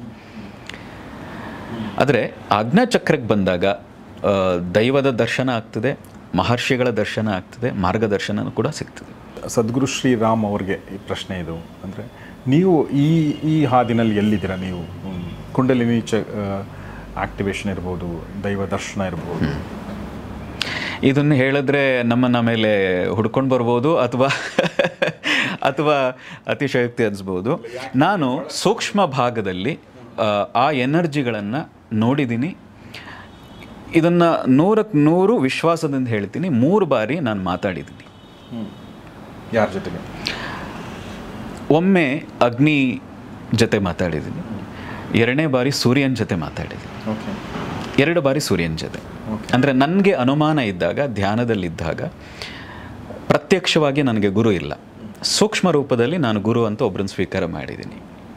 ಆದರೆ ಸಾಧನೆ ಮಾಡಬೇಕಾದ್ರೆ ಕೆಲವು ಅನುಮಾನಗಳು ಬರ್ತವೆ. ಅಯ್ಯೋ ನಾನು ಸರಿ ಇದೀನಾ, ಏನೋ ನಡೀತಾ ಇದ್ದೀನಿ, ಹಿಂದೆ ಮುಂದೆ ಗೊತ್ತಿಲ್ಲ, ಏನೋ ಆಗ್ತಾ ಇದೆ ಅಂತ. ಹಾಗಾದಾಗೆಲ್ಲ ಈ ರೀತಿಯಾಗಿ ಒಂದು ಧ್ವನಿ ಕೇಳಿಸಿ, ಇಲ್ಲ ಹೀಗೆ ಸಾಧನೆ ಏನು ಮಾಡ್ತಾ ಇದೆಯಾ, ಸಾಧನ ಮಾರ್ಗ ಸರಿ ಇದೆ, ಹಾಗೆ ಮುಂದುವರಿ ಅಂತ ಒಮ್ಮೆ ಅಗ್ನಿಯಿಂದ, ಆ ರೀತಿ 1-2 ಬಾರಿ ಸೂರ್ಯನಿಂದ. ಅದನ್ನು ನಾನು ಹೇಳೋದು ಸರಿ ಹೋಗಲ್ಲ. ಇದು ಆಗಿದೆ. ಮತ್ತು ಇದನ್ನು ನಾನು ಪ್ರಶ್ನೆ ಮಾಡ್ಕೊಂಡಿದ್ದೀನಿ, ನಾನು ಭ್ರಮೇನಲ್ಲಿ ಏನಾದರೂ ಈ ಥರ ಆಗ್ತಾ ಇದೆಯಾ ಅನ್ನೋ ರೀತಿಯಲ್ಲಿ ನನ್ನನ್ನು ನಾನು ಪರೀಕ್ಷೆ ಮಾಡಿದ್ದೀನಿ. ಹಾಗೆ ಪರೀಕ್ಷೆ ಎಷ್ಟೋ ತಿಂಗಳು ಮಾಡಿದ ಮೇಲೆ ನಾನು ಕನ್ಫರ್ಮ್ ಆಗಿದೆ, ಇಲ್ಲ.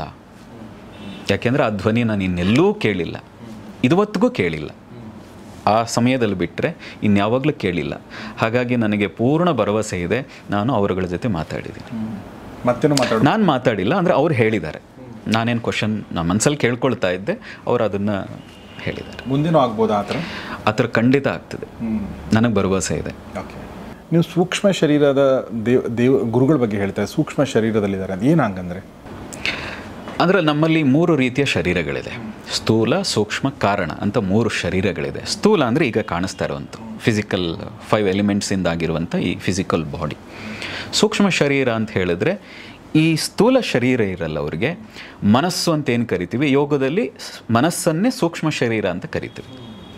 ಇನ್ನೊಂದು ಕಾರಣ ಶರೀರ, ಅವರು ಯಾವ ಲೋಕಕ್ಕೆ ನಂತರದಲ್ಲಿ ಹೋಗಬೇಕು ಅಂತ ಭಾವಿಸಿ ಕರ್ಕೊಂಡು ಹೋಗುವಂಥದ್ದು. ಆತ್ಮ ಏನು ಕೆಲಸ ಮಾಡಲ್ಲ, ನಿಮ್ಗೆ ಗೊತ್ತಿರ್ಬೋದು. ಆತ್ಮ ಅವಿನಾಶಿ, ಕತ್ತರಿಸೋಕ್ಕಾಗಲ್ಲ, ಸುಡೋಕ್ಕಾಗಲ್ಲ, ಈ ಥರ ಎಲ್ಲ ಕೇಳಿದ್ದೀವಿ. ಸ್ವಯಂವಾಗಿ ಅದಕ್ಕೇನು ಕೆಲಸ ಮಾಡಲಿಕ್ಕಾಗಲ್ಲ, ಅದು ಜಸ್ಟ್ ತಟಸ್ಥವಾಗಿ ಒಂದು ಬ್ಯಾಟ್ರಿ ಹಾಕಿದಾಗ ಇರ್ತದೆ.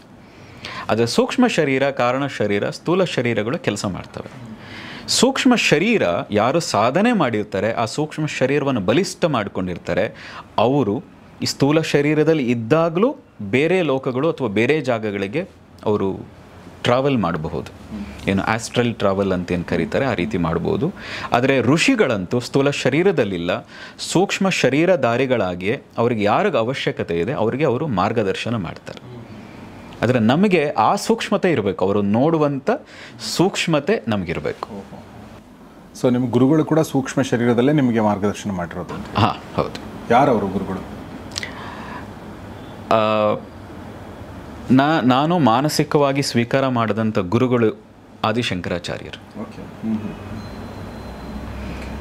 ಅವ್ರು ಯಾವಾಗಲೂ ಬರೋದೇ ಇಲ್ಲ, ಪ್ರೇರಣೆ ಕೊಡ್ತಾರೆ. ಮಾನಸಿಕವಾಗಿ ಹೀಗೆ ಮಾಡು ಅಂತ ಪ್ರೇರಣೆ ಕೊಡ್ತಾರೆ. ಇಲ್ಲಾಂದರೆ ನನ್ನಂಥ ಅಜ್ಞಾನಿ, ನನ್ನಂಥ ಮೂರ್ಖ ಹೀಗೆ ಕೂತು ಮಾತಾಡ್ಲಿಕ್ಕೆ ಸಾಧ್ಯವೇ ಇಲ್ಲ. ಮತ್ತು ನನ್ನ ಮಾತು ಯಾವುದು ನಂದಲ್ವೇ ಇಲ್ಲ. ಅವರಿಂದ ಪ್ರೇರಣೆ ಆಗಿದ್ದು, ಜಗನ್ಮಾತೆಯಿಂದ ಪ್ರೇರಣೆ ಆಗಿದ್ದು ಬಿಟ್ಟರೆ ನಾನು ಯಾವುದೋ ದೊಡ್ಡ ಸಾಧನೆ ಮಾಡಿದ್ದೀನಿ ಅಂತ ನನಗೆ ಇವತ್ತಿಗೂ ಅನಿಸಲ್ಲ. ಅವರ ಕೃಪೆಯಿಂದ ನಾನು ಇಷ್ಟಾದರೂ ಅನುಭವ ಆಗಿದೆ, ಅದನ್ನು ಮತ್ತೆ ಮಾತಾಡ್ತಾ ಇದ್ದೀನಿ. ಮತ್ತು ಇದುವರೆಗೆ ನಮ್ಮ ಶಿಬಿರದಲ್ಲಿ ಯಾರು ಕೂತಿದ್ದಾರೆ ಅವರೂ ಕೂಡ ಆ ಅನುಭವವನ್ನು ಫೀಲ್ ಮಾಡಿದ್ದಾರೆ. ಒಬ್ಬ ಸಾಮಾನ್ಯ ಮನುಷ್ಯ ಕೂಡ 7ನೇ ದಿನದಷ್ಟರಲ್ಲಿ ಆ ಎನರ್ಜಿ ಅಂದರೆ ಏನು ಅನ್ನೋದನ್ನು ಫೀಲ್ ಮಾಡಿದ್ದಾನೆ. ದೀಕ್ಷೆ ಅಂದ್ರೇನು ಅನ್ನೋದ್ರ ಬಗ್ಗೆ ಒಂದು ಪ್ರಶ್ನೆ ಇದೆ. ದೀಕ್ಷೆ ಆಗದೇ ಕುಂಡಲಿನಿ ಜಾಗೃತ ಆಗಲ್ವಾ? ಸೊ ಅದ್ರ ಬಗ್ಗೆ ದಯವಿಟ್ಟು. ದೀಕ್ಷೆ ಅಂದರೆ ದೀಯತೆ ವಿಮಲ ಜ್ಞಾನಂ ಕ್ಷೀಯತೆ ಕರ್ಮ ಸಾಯುಜ್ಞಂ. ಅಂದರೆ ಯಾವುದು ನಮಗೆ ವಿಫಲವಾದಂಥ ಜ್ಞಾನವನ್ನು ಕೊಡುತ್ತದೋ, ನಮ್ಮ ಬೇಡದ ಕರ್ಮಗಳನ್ನು ಸವಿಸ್ಲಿಕ್ಕೆ ದಾರಿ ಮಾಡಿಕೊಡುತ್ತದೋ ಅದಕ್ಕೆ ದೀಕ್ಷೆ ಅಂತ ಕರೀತಾರೆ. ದೀಕ್ಷೆ ಆಗದೆ ನಾವು ಸಾಧನೆಯಲ್ಲಿ ಮುಂದುವರಿಯೋದು ಕಷ್ಟ. ದೀಕ್ಷೆ ಅಂದರೆ ಯೂಶ್ವಲಿ ನಾವು ನಮ್ಗೆ ಗೊತ್ತಿರೋ ಹಾಗೆ ಒಂದಷ್ಟು ಸಂಪ್ರದಾಯಗಳನ್ನ ಮಾಡಿ ಒಂದು ಲಿಂಗನೋ ಏನೋ ಹಾಕಿ ನೀನು ಇವತ್ತಿಂದ ಇದು ಅಂತ ಹೇಳೋದು ದೀಕ್ಷೆ. ತುಂಬ ನಾನು ಕಾಮನ್ ಮ್ಯಾನ್ಸ್ ಲ್ಯಾಂಗ್ವೇಜಲ್ಲಿ ಹೇಳ್ತಾ ಇರೋದು. ಸೊ ಕರೆಕ್ಟಾ ಇದು? ಇಲ್ಲ, ದೀಕ್ಷೆನಲ್ಲಿ ಹಲವಾರು ರೀತಿಯಾಗಿದೆ ನೋಡಿ. ಸ್ಪರ್ಶ ದೀಕ್ಷೆ ಅಂತ ಹೇಳ್ತಾರೆ. ಅಂದರೆ ಗುರು ತನ್ನ ಕೈಯಿನ ಹಣೆ ಮೇಲೆಯೋ ಅಥವಾ ಎದೆಯ ಮೇಲೆಯೋ ಹಿಡ್ತಾನೆ, ಅದಕ್ಕೆ ಸ್ಪರ್ಶ ದೀಕ್ಷೆ. ದೃಷ್ಟಿ ದೀಕ್ಷೆ ಅಂತ ಹೇಳ್ತಾರೆ. ಅಂದರೆ ಗುರು ಕೇವಲ ನೋಡಿದ್ರೆ ಸಾಕು, ಕೆಲವರಿಗೆ ಅದು ದೀಕ್ಷೆ ರೂಪದಲ್ಲಿ ಅನುಗ್ರಹ ಆಗ್ತದೆ. ಮೂರನೇದು ಸ್ವಪ್ನ ದೀಕ್ಷೆ. ಕೆಲವರಿಗೆ ಸ್ವಪ್ನದಲ್ಲಿ ಅವರ ಗುರುವೋ ಅಥವಾ ಯಾವುದೋ ಋಷಿಗಳು ಯೋಗಿಗಳು ಬಂದು ಯಾವುದೋ ಮಂತ್ರವನ್ನು ಸ್ವಪ್ನದಲ್ಲಿ ಕೊಟ್ಟು ಹೋಗ್ತಾರೆ, ಉಪದೇಶ ಮಾಡಿ ದೀಕ್ಷೆಯನ್ನು ಕೊಟ್ಟು ಹೋಗ್ತಾರೆ. ಹೀಗೆ ಮೂರು ರೀತಿಯಾಗಿ ಪ್ರಮುಖವಾಗಿ, ಇನ್ನೂ ಹಲವಾರು ರೀತಿಗಳಿದೆ. ಈ ಪ್ರಮುಖವಾಗಿ ಮೂರು ರೀತಿಯ ದೀಕ್ಷೆಗಳನ್ನು ಹೇಳ್ತಾರೆ. ನಾವು ಸಂತ ಕಬೀರರ ಬಗ್ಗೆ ಹೇಳ್ತೀವಿ. ಅವರು ಅವರ ರಮಾನಂದರ ಹತ್ರಕ್ಕೆ, ಅವರ ಗುರುಗಳಾದಂಥ ರಮಾನಂದ ಹತ್ರಕ್ಕೆ ಹೋದರು. ನೋಡಿ, ನಾನು ಸಾಧನೆ ಮಾಡಬೇಕು, ಮೋಕ್ಷ ಪಡಿಬೇಕು, ದಯವಿಟ್ಟು ನನಗೆ ದೀಕ್ಷೆ ಕೊಡಿ, ಮಂತ್ರೋಪದೇಶ ಕೊಡಿ, ನಿಮ್ಮ ಶಿಷ್ಯನಾಗಿ ಸ್ವೀಕಾರ ಮಾಡಿ. ಆದರೆ ಇವರು ಮುಸ್ಲಿಂ ಕುಟುಂಬದಲ್ಲಿ ಬೆಳೆದಂಥವ್ರು, ಕಬೀರರು.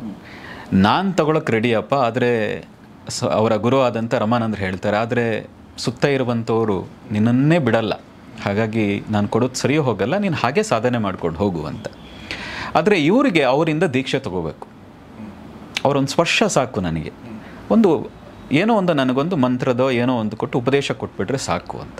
ಯಾಕೆಂದರೆ ಕಬೀರರಿಗೆ ಗೊತ್ತಿತ್ತು, ಗುರು ಇಲ್ಲದೆ, ಗುರುವಿನ ಮಾರ್ಗದರ್ಶನ ಇಲ್ಲದೆ ಸಾಧನೆ ಮಾಡೋದು ಕಷ್ಟ ಅಂತ. ಅದಕ್ಕೆ ಸಂತ ಕಬೀರರು ಏನು ಮಾಡಿದರು, ಪ್ರತಿನಿತ್ಯ ಬೆಳಗಿನ ಜಾವ ಬ್ರಾಹ್ಮಿ ಮುಹೂರ್ತದಲ್ಲಿ ಅವರು ಗುರುಗಳು ಗಂಗಾ ನದಿಗೆ ಸ್ನಾನಕ್ಕೆ ಬರ್ತಾಯಿದ್ರು ಕಾಶಿನಲ್ಲಿ. ಹಾಗೆ ಬರೋ ಮಾರ್ಗವನ್ನು ಒಂದು 2 ದಿನ ಅಬ್ಸರ್ವ್ ಮಾಡಿದರು. ಇದೇ ಮಾರ್ಗದಲ್ಲಿ ಬರ್ತಾರೆ ಅವರು. ಬರಬೇಕಾದ್ರೆ ಅವಾಗೆಲ್ಲ ಲೈಟ್ ಇಲ್ಲಲ್ಲ, ಕತ್ಲೆಯಲ್ಲಿ ಬರ್ತಾಯಿದ್ರು. ಅವ್ರ ಶಿಷ್ಯಂದಿರು ದಡದಲ್ಲಿ ನಿಲ್ತಾಯಿದ್ರು, ಇವರು ನದಿಗೆ ಬಂದು ಸ್ನಾನ ಮಾಡಿ ಹೋಗ್ತಾಯಿದ್ರು. ಇವರು ಕಬೀರರು ಏನು ಮಾಡ್ತಾರೆ, ಒಂದು ಮೆಟ್ಲ ಮೇಲೆ ಮಲಗಿಬಿಡ್ತಾರೆ.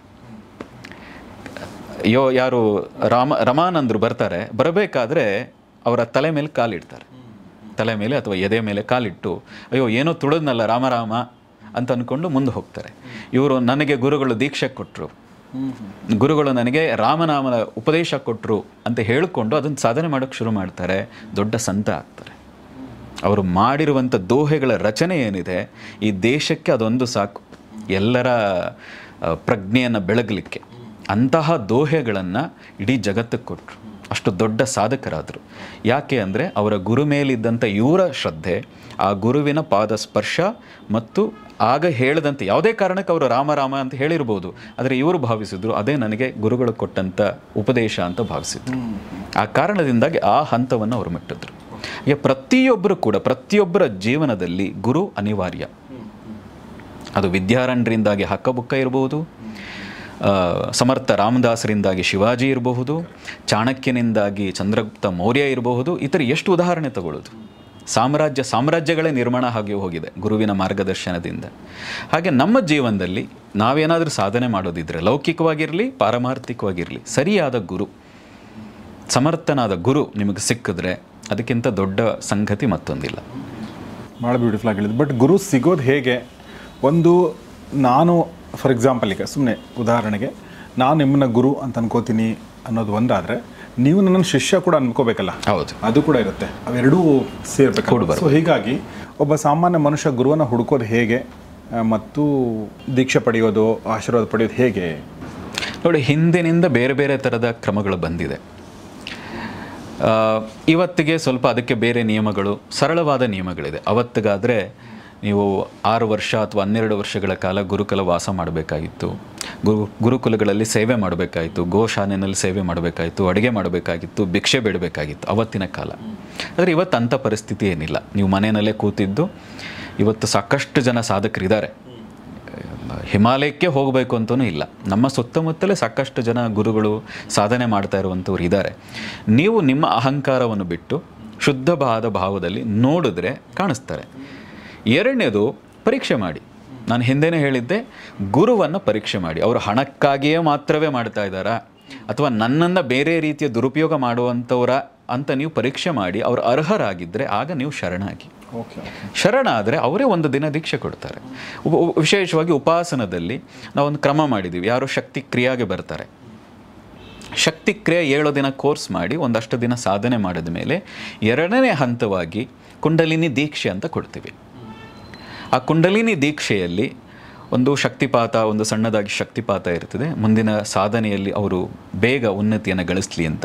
2ನೇದು ಲೌಕಿಕವಾಗಿ ಪಾರಮಾರ್ಥಿಕ ಎರಡರಲ್ಲೂ ಅವರ ಅಡ್ಡಿ ಆತಂಕಗಳು ದೂರವಾಗಲಿ ಅನ್ನೋದಕ್ಕೋಸ್ಕರ ಪ್ರತಿ ಚಕ್ರಗಳ ಬೀಜಾಕ್ಷರಗಳು ಅತ್ಯಂತ ಪವರ್ಫುಲ್ ಆದಂಥ ಬೀಜಾಕ್ಷರಗಳದು. ನಾವು ಆ ಬೀಜಾಕ್ಷರಗಳ ಉಪದೇಶವನ್ನು ಕೊಡ್ತೀವಿ. ಕೊಟ್ಟ ನಂತರ ನೋಡಿ, ಇದುವರೆಗೆ 2 ಬಾರಿ ಆ ಥರ ದೀಕ್ಷೆಯನ್ನು ಕೊಡುವಂಥ ಪ್ರೋಗ್ರಾಮ್ ಮಾಡಿದ್ದೀವಿ. ಈಗ ಮೇನಲ್ಲಿ ಇದೆ, ಮೇ 11, 12ಕ್ಕೆ ಒಂದು ರೆಸಾರ್ಟಲ್ಲಿ ಧ್ಯಾನಕ್ಕೆ ಇರುವಂಥ ಒಂದು ಜಾಗದಲ್ಲಿ ಮಾಡ್ತಾ ಇದ್ದೀವಿ. ಈ ಹಿಂದೆ ಆಗಿರುವಂಥ 2 ಬ್ಯಾಚಿನ ದೀಕ್ಷೆ ಪಡೆದಂಥವ್ರು ಪ್ರತಿಯೊಬ್ಬರು ಹೇಳ್ತಾ ಇರೋದು, ಹಿಂದೆ ಇದ್ದದಕ್ಕಿಂತ ನನ್ನ ಜೀವನ ಈಗ ಏನೋ ತೃಪ್ತಿ ಕಾಣಿಸ್ತಾ ಇದೆ. ಹಾಗಂತ ನಾನು ಕೋಟ್ಯಾಧಿಪತಿ ಒಂದೇ ದಿನಕ್ಕಾಗಿಲ್ಲ, ನನಗೂ ಗೊತ್ತು ಗುರುಗಳೇ, ಆದರೆ ನನಗೆ ಜೀವನದಲ್ಲಿ ತೃಪ್ತಿ ಬಂದಿದೆ ಮತ್ತು ನಾನು ಏನೋ ದೊಡ್ಡದನ್ನು ಸಾಧಿಸುವ ನನಗೆ ಶಕ್ತಿ ಇದೆ, ಸಾಮರ್ಥ್ಯ ಇದೆ ಅನ್ನುವಂಥ ಆತ್ಮವಿಶ್ವಾಸ ಬಂದಿದೆ. ಇದು ದೀಕ್ಷೆ ಪಡೆದವರ ಮಾತು. ವಂಡರ್ಫುಲ್. ಕುಂಡಲಿನಿ ಶಕ್ತಿ ಬಗ್ಗೆನೇ ಇನ್ನೊಂದು ಪ್ರಶ್ನೆ ಇದೆ ಇಲ್ಲಿ. ಆ ಪ್ರಶ್ನೆ ಏನಂದರೆ, ಇದು ಗೊತ್ತಿಲ್ಲ, ಇದು ಆಜ್ಞಾ ಚಕ್ರದಿಂದ ಕುಂಡಲಿನಿಯ ಸಹಸ್ರಾರ ಚಕ್ರಕ್ಕೆ ಹೋಗಬೇಕಾದ್ರೆ ಗೃಹಗತಿಗಳು ಚೆನ್ನಾಗಿರಬೇಕು ಅನ್ನೋ ಒಂದು ಅನುಮಾನ. ಆಜ್ಞಾ ಚಕ್ರಕ್ಕೆ ಹೋಗಿದೆ ಅಂದರೆ ಅರ್ಥ ನಿನ್ನ ಗ್ರಹ ಗತಿಗಳೆಲ್ಲ ಸರಿ ಇದೆ ಅಂತ ಅರ್ಥ. ನೀನು ಆಜ್ಞಾ ಚಕ್ರಕ್ಕೆ ಹೋದ ಮೇಲೆ ಗ್ರಹಗತಿ ನೀನು ಸರಿ ಮಾಡಬಲ್ಲೆ, ಗ್ರಹ ಗತಿಗಳನ್ನೇ ಬದಲಾಯಿಸಬಲ್ಲೆ. ಆದರೆ ಆಜ್ಞಾ ಚಕ್ರದಿಂದ ಸಹಸ್ರಾರಕ್ಕೆ ಹೋಗ್ಲಿಕ್ಕಂತೂ ತುಂಬ ಸಾಧನೆ ಬೇಕು. ಆಜ್ಞಾ ಚಕ್ರದವರೆಗೆ ಕೇವಲ ನಮ್ಮ ಸಾಧನೆ, ಗುರುವಿನ ಅನುಗ್ರಹದಿಂದ ಆಜ್ಞಾ ಚಕ್ರ ತಲುಪ್ತೀವಿ. ಆಜ್ಞಾ ಚಕ್ರದಿಂದ ಸಹಸ್ರಾರಕ್ಕೆ ಹೋಗಬೇಕಾದ್ರೆ ತುಂಬ ಆಳವಾದ ಸಾಧನೆ, ದೈವಾನುಗ್ರಹ, ಗುರುವಿನ ಕೃಪೆ, ಈ 3 ಕೂಡು ಬಂದಾಗ ಮಾತ್ರವೇ ಸಹಸ್ರಾರಕ್ಕೆ ಹೋಗ್ಲಿಕ್ಕೆ ಸಾಧ್ಯ. ಇನ್ನೊಂದು ಪ್ರಶ್ನೆ ಇದೆ ಇಲ್ಲಿ, ಅಗೇನ್ ಕಾಮನ್ ಮ್ಯಾನ್ಸ್ ಪ್ರಶ್ನೆಗಳಿವೆಲ್ಲ. ಮಾಂಸಾಹಾರ ಮತ್ತು ಕುಂಡಲಿನಿ ಎರಡೂ ಒಂದಕ್ಕೊಂದು ಹೊಂದ್ಕೊಳ್ತಾವ? ಅಂದರೆ ಮಾಂಸಾಹಾರಿಗಳು ಕೂಡ ಕುಂಡಲಿನಿ? ಇದು ಪ್ರತಿ ಬಾರಿ ಪ್ರತಿಯೊಬ್ಬ ಆಧ್ಯಾತ್ಮಿಕ ಸಾಧಕ ಆಗೋನೆಲ್ಲರೂ ಕೇಳ್ತಾನೆ, ನಾನು ಮಾಂಸಾಹಾರಿ, ನಾನು ಗೃಹಸ್ಥ, ನನಗೆ ಇದು ಸಾಧ್ಯನಾ ಅಂತ. ನಾನು ಪ್ರತಿಯೊಬ್ಬರಿಗೂ ಹೇಳ್ತೀನಿ, ಮಾಂಸಾಹಾರಕ್ಕೂ ನಿಮ್ಮ ಸಾಧನೆಗೂ ಯಾವ ಅಡ್ಡಿಯನ್ನು ಉಂಟು ಮಾಡಲ್ಲ. ನಾನು ತುಂಬ ಸರಿ ಇದು ಉದಾಹರಣೆ ಕೊಟ್ಟಿದ್ದೀನಿ, ಈಗ ಮತ್ತೆ ಹೇಳ್ತೀನಿ. ಇದು ಕೆಲವರು ಅದನ್ನು ದೊಡ್ಡ ಮಟ್ಟದಲ್ಲಿ ಅದನ್ನು ಕಾಂಟ್ರವರ್ಸಿಯಾಗೂ ಮಾಡ್ಕೊಳ್ತಾ ಇದ್ದಾರೆ. ನಾನು ಹೇಳೋದು, ಸನಾತನ ಪರಂಪರೆಯಲ್ಲಿ ಮಾಂಸಾಹಾರನ ನೀವು ಯಾಕೆ ಅದನ್ನು ತುಂಬ ದೊಡ್ಡ ತಪ್ಪು ಅನ್ನೋ ಥರ ನೋಡ್ತೀರಿ ಅಂತ, ಅದೊಂದು ದೊಡ್ಡ ದೋಷ ಅಂತ ಯಾಕೆ ನೋಡ್ತೀರಿ? ಯಾಕೆಂದರೆ ಸ್ವಾಮಿ ವಿವೇಕಾನಂದರು ಮಾಂಸಾಹಾರಿಯಾಗಿದ್ದರು, ದೊಡ್ಡ ಯೋಗಿ ಆದರು. ಅದಕ್ಕೂ ಮುಂಚಿನ ನಮ್ಮ ಮರ್ಯಾದಾ ಪುರುಷೋತ್ತಮ ಶ್ರೀರಾಮಚಂದ್ರ ಪ್ರಭು ಕ್ಷತ್ರಿಯ ಮತ್ತು ಮಾಂಸಾಹಾರಿ ಆಗಿರಲೇಬೇಕು. ಕ್ಷತ್ರಿಯರಾದವರು ಮಾಂಸಾಹಾರಿ ಇಲ್ಲ ಅಂತ ಹೇಳೋದು ಅದು ಕಷ್ಟ. ಅದು ರಾಮಾಯಣದಲ್ಲಿ ಇದೆ ಇಲ್ಲ, ಅದು ಬೇರೆ ವಿಷಯ. ಮಹಾಭಾರತದಲ್ಲಿ ಇದೆ ಇಲ್ಲ, ಬೇರೆ ವಿಷಯ. ಆದರೆ ಕ್ಷತ್ರಿಯರೆಲ್ಲರೂ ಕೂಡ ಮಾಂಸಾಹಾರಿಗಳಾಗಿರ್ತಾರೆ. ಹಾಗಾಗಿ ಕೃಷ್ಣ ಇರಬಹುದು ಅಥವಾ ರಾಮ ಇರಬಹುದು, ಅಥವಾ ಇವತ್ತಿಗೂ ಕೂಡ ಹಿಮಾಲಯದ ಸಾಕಷ್ಟು ಯೋಗಿಗಳು ಮಾಂಸಾಹಾರಿಗಳಿದ್ದಾರೆ. ಎಷ್ಟೋ ಜನ ಯೋಗಿಗಳು ಮೊಟ್ಟೆ ತಿಂತ ಇವತ್ತಿಗೂ ಇದ್ದಾರೆ. ಹಾಗಾಗಿ ನಾವು ಅದನ್ನು ಅಡ್ಡಿ ಅಂತ ಮಾಡ್ಕೊಳ್ಳೋ ಅವಶ್ಯಕತೆ ಇಲ್ಲ. ಆದರೆ ಸಾಧನೆ ಮಾಡ್ತಾ ನಿಮಗೆ ಒಂದಿನ ಅನಿಸ್ತದೆ ಇದು ನನಗೆ ಬೇಕಾಗಿಲ್ಲ, ಬಿಟ್ಬಿಡಿ ಅವಾಗ. ಆದರೆ ಅದು ತಿನ್ನೋದ್ರಿಂದನೇ ನಾನು ಸಾಧನೆಗೆ ಅದು ಅಡ್ಡಿ ಅನ್ನೋ ಭಾವ ಇದೆಯಲ್ಲ, ಅದನ್ನು ಬಿಟ್ಬಿಡಿ. ಅದು ತಪ್ಪು ಕಲ್ಪನೆ. ನಾನು ಮೊದಲೇ ಹೇಳಿದ್ನಲ್ಲ, ದಕ್ಷಿಣ ಮಾರ್ಗ, ವಾಮ ಮಾರ್ಗ, ಕೌಲ ಮಾರ್ಗ, ಈ ರೀತಿಯ ಸಾಧನೆಯಲ್ಲಿದೆ ಬೇರೆ ಬೇರೆ ಮಾರ್ಗಗಳು. ವಾಮ ಮಾರ್ಗದಲ್ಲಿ ಮತ್ಸ್ಯ ಇಲ್ಲದೆ ಸಾಧನೆಯೇ ಆಗಲ್ಲ. ಮಾಂಸ ಮತ್ತು ಮೈಥುನವೂ ಇದೆ. ಪಂಚಮಕಾರಗಳು ಅಂತ ಕರೀತಾರೆ ವಾಮ ಮಾರ್ಗದಲ್ಲಿ. ಈಗ ಅಘೋರಿಗಳಂತ ಎಲ್ಲಿ ಕರಿತೀರಿ, ಅವರೆಲ್ಲ ವಾಮ ಮಾರ್ಗಿಗಳು. ಕಾಪಾಲಿಕರು, ಅಘೋರಿಗಳ ಏನು ಕರಿತೀರಿ. ವಾಮ ಮಾರ್ಗ ಅಂದ್ರೆ ಕೆಟ್ಟ ಮಾರ್ಗ ಅನ್ನೋ ಒಂದು ಪರಿಕಲ್ಪನೆ ಬಂದ್ಬಿಟ್ಟು ತಪ್ಪು. ಅದು ಹಾಗೆ ಅಂದ್ಕೊಳ್ಳೋದೇ ಕೆಟ್ಟದ್ದು. ವಾಮ ಮಾರ್ಗದಲ್ಲಿ ಅವನು ಹಣ ಗಳಿಸಿದ ಅಂತ ನಾವು ಪೇಪರಲ್ಲಿ ನಾವು ಬರಿತೀವಿ, ಅಂದ್ರೆ ಜರ್ನಲಿಸ್ಟ್ಗಳು. ಸೊ ಅಂದರೆ ಅಲ್ಲ, ಏನಂತ ಹೇಳಿದ್ರೆ, ಸಾಮಾನ್ಯ ನೀವು ಪ್ರಾರಂಭದಲ್ಲಿ ಹೇಳಿದ್ರಿ ನಮಗೆಲ್ಲ ಯಾಕೆ ಇದು ಗೊತ್ತಾಗಲಿಲ್ಲ ಅಂತ. ಹಾಗೆ ತುಂಬ ಜನಕ್ಕೆ ಇದು ಗೊತ್ತಿಲ್ಲದೆ ಇರೋದ್ರಿಂದ ಈಗ ಹೇಳ್ತಾರಲ್ಲ, ಇದು ಕೃಷ್ಣನ ಲೆಕ್ಕ. ಏನು ಅಂದರೆ ಅರ್ಥ? ಕೃಷ್ಣ ಅಂತ ಏನು ಮಾಡಿದ್ದ? ಕೃಷ್ಣನ ಲೆಕ್ಕ ಅಂದರೆ ತಪ್ಪು ಲೆಕ್ಕ ಅಂತ ನೀವೇ ಹೇಳ್ತೀರಿ. ಅದು ಅರ್ಥ ನೀವು ಕೃಷ್ಣನ ಬಗ್ಗೆ ತಿಳಿದಿಲ್ಲ. ಹಾಗೆ ವಾಮ ಮಾರ್ಗ ಅಂದ್ರೆ ಅರ್ಥ ಅದ್ರ ಬಗ್ಗೆ ನೀವು ತಿಳಿದಿಲ್ಲ. ಅಘೋರ ಅಂದ್ರೆ ಏನು ಅರ್ಥ?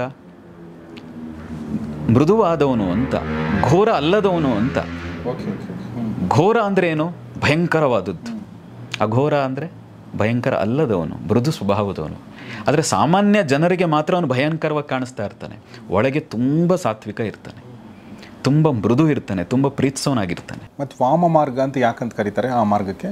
ಅದೇ ಈ ರೀತಿಯಾದಂಥ ಪದಾರ್ಥಗಳನ್ನು ಅವರು ಬಳಸ್ತಾರೆ. ಅಲ್ಲಿ ಮೈಥುನ ಇದೆ, ಲೈಂಗಿಕತೆ ಇದೆ, ಮಧ್ಯ ಇದೆ. ಅರ್ಥ ಏನು ಅಂತ ಹೇಳಿದ್ರೆ ನೋಡಿ, ಅದು ಅದ್ವೈತದ ಉತ್ತುಂಗ ಸ್ಥಿತಿ. ನನ್ನ ಅರ್ಥ ಮಾಡ್ಕೊಂಡೋಗಿ ಹೇಳೋದಿದ್ರೆ, ಈಗ ಉದಾಹರಣೆಗೆ ನೀವು ಗಂಗೆಯ ನೀರನ್ನು ಕುಡಿಯಬಲ್ಲರಾಗಿದ್ದರೆ ಸಂತೋಷವಾಗಿ ಗಂಗೆಯ ನೀರನ್ನು ಕುಡಿತೀರಿ. ಅಷ್ಟೇ ಸಂತೋಷವಾಗಿ ಚರಂಡಿ ನೀರನ್ನು ಕುಡಿಲಿಕ್ಕಾಗಬೇಕು. ನೀನು ಯಾಕೆ ಭೇದ ಮಾಡ್ತಿ?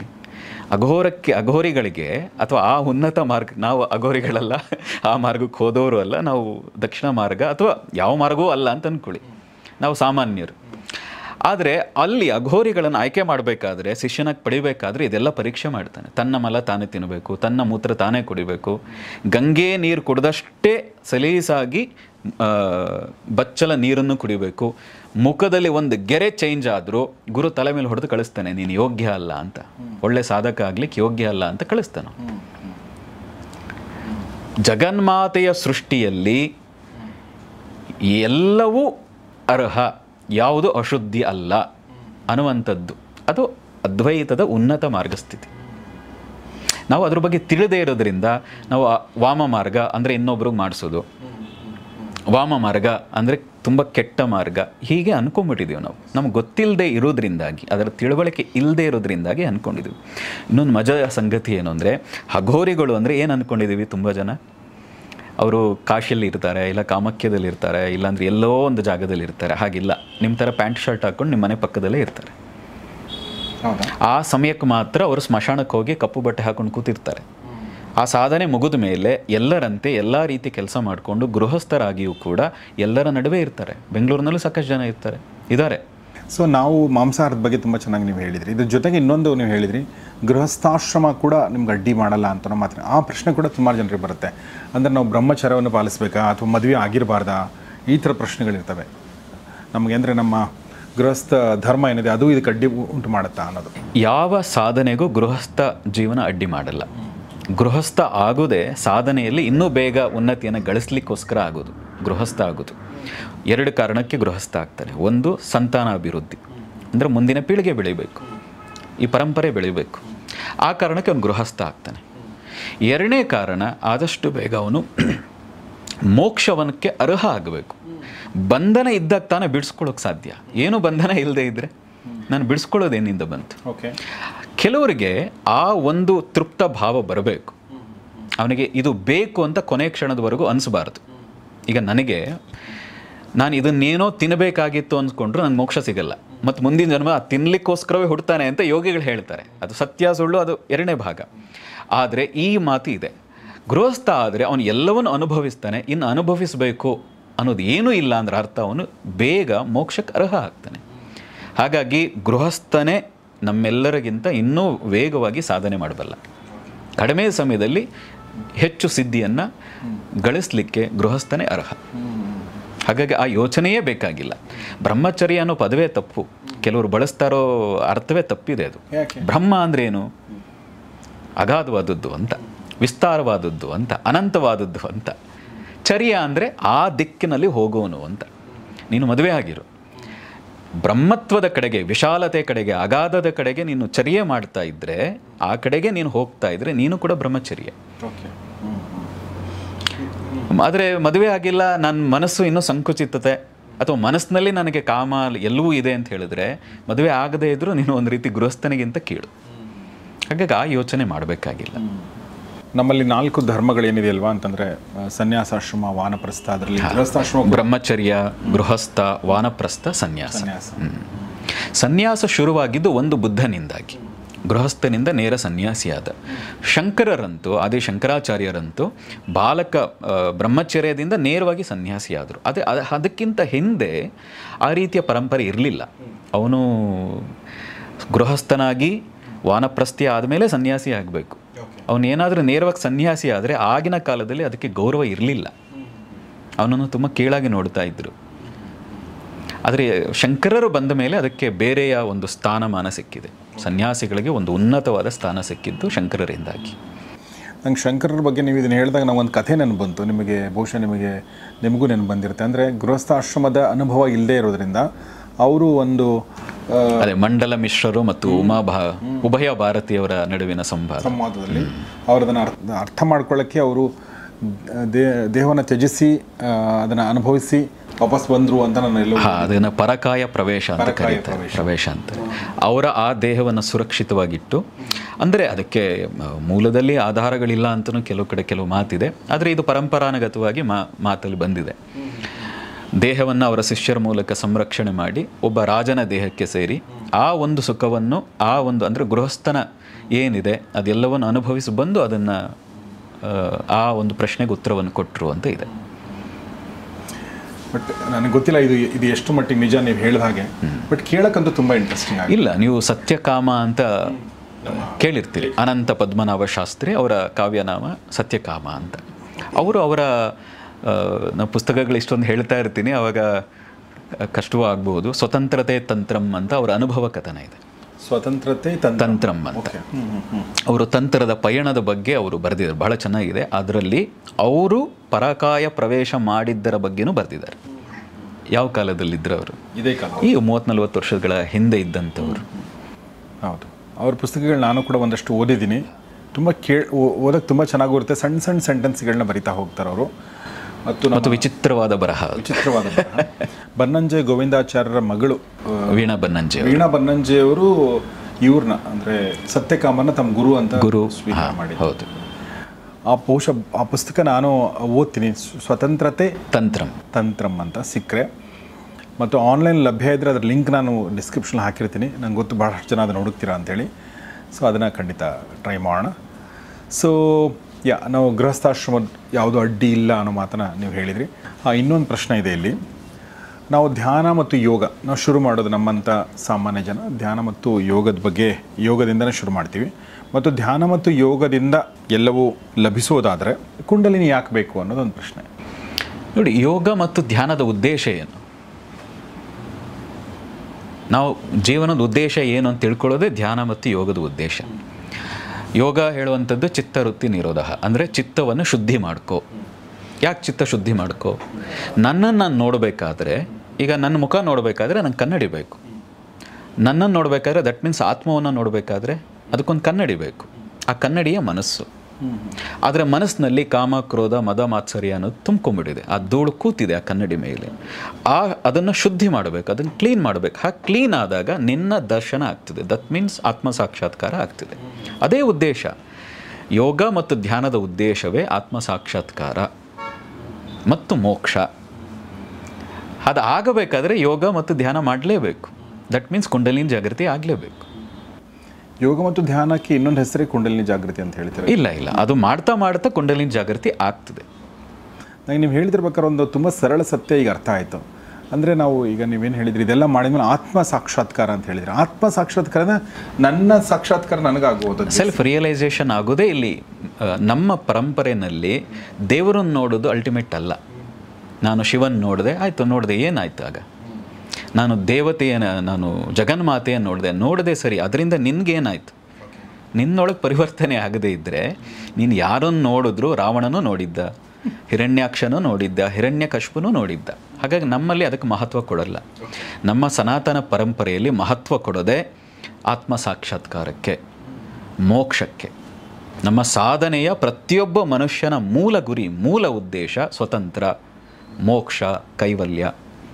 ಅದಾಗಬೇಕಾದ್ರೆ ನೀನು ಯಾರು ಅಂತ ಗೊತ್ತಾಗದೆ ಹೊರತು ಅದರಿಂದ ಬಿಡಿಸ್ಕೊಳ್ಳೋಕ್ಕಾಗಲ್ಲ. ಹಾಗಾಗಿ ಮೋಕ್ಷವೇ ಅಲ್ಟಿಮೇಟ್.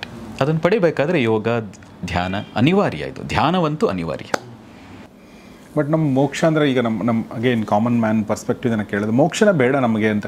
ಯಾಕಂದ್ರೆ ನಮಗೆ ಗೊತ್ತಿಲ್ಲ ಅದರ ರುಚಿ, ನಮಗದು ಏನು ಅನ್ನೋದೇ ಗೊತ್ತಿಲ್ಲ. ಇದು ಬಂಧನ ಅನ್ನೋದು ಗೊತ್ತಿಲ್ಲ ನಂಗೆ ಇದು ಲೈಫ್ ಇಷ್ಟೊಂದು ಚೆನ್ನಾಗಿದೆಯಲ್ಲ, ಇದನ್ನು ಬಿಟ್ಟು ಯಾಕೆ ಮೋಕ್ಷಕ್ಕೆ ಹೋಗಬೇಕು? ಇಲ್ಲ, ತುಂಬ ಜನಕ್ಕೆ ಬಂಧನ ಗೊತ್ತಾಗ್ತಿದೆ. ಆ್ಯಕ್ಚುಲಿ ತುಂಬ ಜನಕ್ಕೆ ಜ್ಞಾನೋದಯ ಆಗ್ತಿದೆ. ಯಾವುದೋ ಒಂದು ಇನ್ಸಿಡೆಂಟ್ ಆದಾಗ ಜೀವ ನಶ್ವರನಪ್ಪ, ಪ್ರತಿಯೊಬ್ಬರಿಗೂ ಅದು ಜ್ಞಾನೋದಯನೇ. ವೈರಾಗ್ಯ ಸಿದ್ಧಾರ್ಥನಿಗೆ ಅನಿಸಿ ಅವನು ಹೊಲ್ಟ, ನಿಮಗನ್ಸಿ ನೀವು ಕೂತಿದ್ದೀರಾ, ಅಷ್ಟೇ ವ್ಯತ್ಯಾಸ. ಸಿದ್ಧಾರ್ಥನಿಗೂ ಜ್ಞಾನೋದಯ ಆಯಿತು, ಆದರೆ ಅದನ್ನು ಜೀರ್ಣಿಸ್ಕೊಳ್ಳೋಕೆ 7 ವರ್ಷ ಸಾಧನೆ ಮಾಡಿದ. ಎಲ್ರಿಗೂ ಆಗ ಆಗ್ತದೆ ಜೀವನ ನಶ್ವರ. ಯಾರಿಗನ್ಸಲ್ಲ? ಪ್ರತಿಯೊಬ್ಬರಿಗೂ ಅನ್ನಿಸ್ತದೆ, ಅಯ್ಯೋ ಜೀವನ ಇದು ಸರಿಯಲ್ಲ, ನಾವು ಬದುಕ್ತಾ ಇರೋದು ಸರಿಯಲ್ಲ, ಪ್ರತಿಯೊಬ್ಬರಿಗೂ ಅನ್ನಿಸ್ತದೆ. ನಾನು ಮನುಷ್ಯನಾಗಿ ಹುಟ್ಟಿ ನಾನೇನು ಸಾಧನೆ ಮಾಡಿದೆ ಪ್ರತಿಯೊಬ್ಬ ಮನುಷ್ಯನಿಗೂ ಅನ್ನಿಸ್ತದೆ.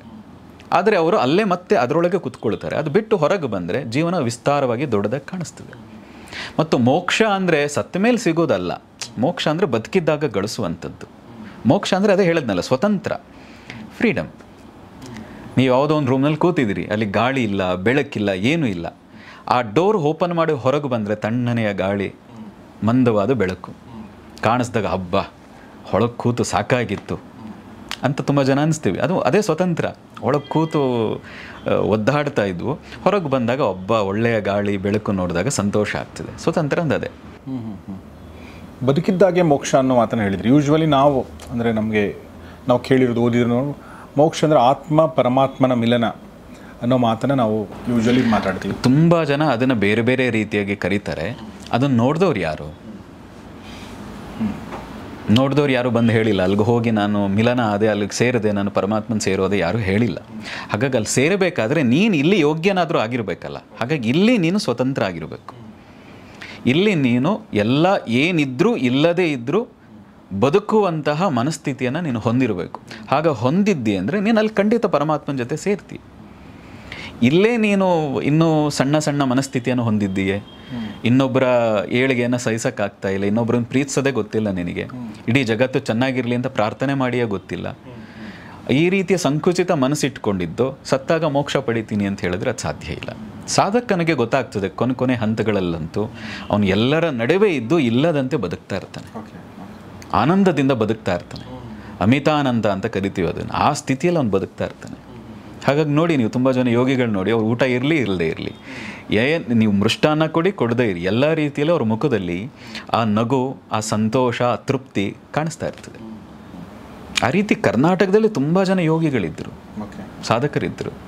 ನೀವು ಸತ್ಯಕಾಮ ಅವರಿರ್ಬೋದು, ನೀವು ನಮ್ಮ ಎಲ್ಲ ಸಾಹಿತ್ಯಗಳು, ನೀವು ಬೇಂದ್ರೆ ಅವರನ್ನು ನೋಡಿದ್ರು ಕೂಡ, ಅವರ ನಾನೊಂದು ಇದನ್ನು ಓದ್ತಾ ಇದ್ದೆ, ಆಧುನಿಕತೆ ಮತ್ತು ಭಾಷೆ ಅಂತಿರಬೇಕು, ಅವರ ಭಾಷಣದ್ದು ಒಂದು ಸಣ್ಣ ಪುಸ್ತಕ, ಅದರಲ್ಲಿ ಇದನ್ನೆಲ್ಲ ಹೇಳಿದ್ದಾರೆ. ತುಂಬ ವಿಷಯಗಳನ್ನು ಇದಕ್ಕೆ ಆಧ್ಯಾತ್ಮಿಕ ವಿಷಯಕ್ಕೆ ಸಂಬಂಧಪಟ್ಟಂತೆ ಹೇಳಿದ್ದಾರೆ. ಅಂದರೆ ಅವರು ಕೂಡ ಯೋಗಿ. ಅವರು ಅಷ್ಟು ಬಡತನದಲ್ಲಿದ್ದರೂ ಎಂತೆಂತಹ ಕವನಗಳನ್ನು ಬರೆದಿದ್ದಾರೆ. ಅವ್ರಿಗೆ ಆ ಸ್ಥಿತಿಯ ಸಿದ್ಧತೆ ಇಲ್ಲದೇ ಇದ್ದಿದ್ರೆ, ಸ್ಥಿತ ಪ್ರಜ್ಞತೆ ಇಲ್ಲದೇ ಇದ್ದಿದ್ರೆ ಆ ರೀತಿ ಬರೀಲಿಕ್ಕೆ ಸಾಧ್ಯ ಇಲ್ಲ. ಆ ಥರ ಕರ್ನಾಟಕದಲ್ಲೇ ತುಂಬ ಜನ, ಪುಣ್ಯಭೂಮಿ ಇದು ಕರ್ನಾಟಕ ಅನ್ನೋದು ಭಾಳ ಪುಣ್ಯಭೂಮಿ. ಆ ರೀತಿಯ ಸಾಕಷ್ಟು ಜನ ಯೋಗಿಗಳು, ಸಿದ್ಧರು ನಡೆದಾಡದಂಥ ಜಾಗ ಇದು. ನನ್ನ ಒಂದು ಪರ್ಸ್ನಲ್ ಅನುಭವದಲ್ಲಿ ಬಂದಂಥ ಒಬ್ಬ ವ್ಯಕ್ತಿಯ ಬಗ್ಗೆ ನಾನು ನಿಮಗೆ ಹೇಳ್ತೀನಿ. ಅವರೊಬ್ಬ ಆ್ಯಕ್ಟ್ರೆಸ್, ಕನ್ನಡದಲ್ಲಿ ಸಿನಿಮಾಗಳನ್ನ ಅವರು ಆ್ಯಕ್ಟ್ ಮಾಡ್ತಿದ್ರು. ಒಂದು 2-3 ಸಿನಿಮಾದಲ್ಲಿ ಮಾಡಿದ್ರು. ನಾನೊಬ್ಬ ಸಿನಿಮಾ ಜರ್ನಲಿಸ್ಟ್ ಆಗಿದ್ದೆ, ನನಗೆ ಅವ್ರು ಪರಿಚಯ ಆಗಿದ್ದರು. ಅವರು ಒಂದಷ್ಟು ದಿನ ನನಗೆ ಸಿಗಲಿಲ್ಲ. ಆಮೇಲೆ ಅವ್ರು ಸಿಕ್ಕಾಗ ಅವ್ರು ಬೇರೆಯೇ ಆಗಿದ್ದರು. ನಾನು ಕೇಳಿದೆ ಏನು ಅಂತ ಕೇಳಿದಾಗ ನನಗೆ ಎನ್ಲೈಟನ್ಮೆಂಟ್ ಆಗಿದೆ ಅಂತ ಅಂದ್ರೆ ಅವ್ರ ಮಾತು ರೀತಿ ಎಲ್ಲ ಬದಲಾಗಿತ್ತು. ಅವ್ರು ಮಾತಾಡಿದರೆ, ಯಾವುದೋ ಒಂದು ವಿಚಾರದ ಬಗ್ಗೆ ಮಾತಾಡಿದರೆ ಒಂದು 40 ನಿಮಿಷ ಮಾತಾಡ್ತಿದ್ರು ಅವರು.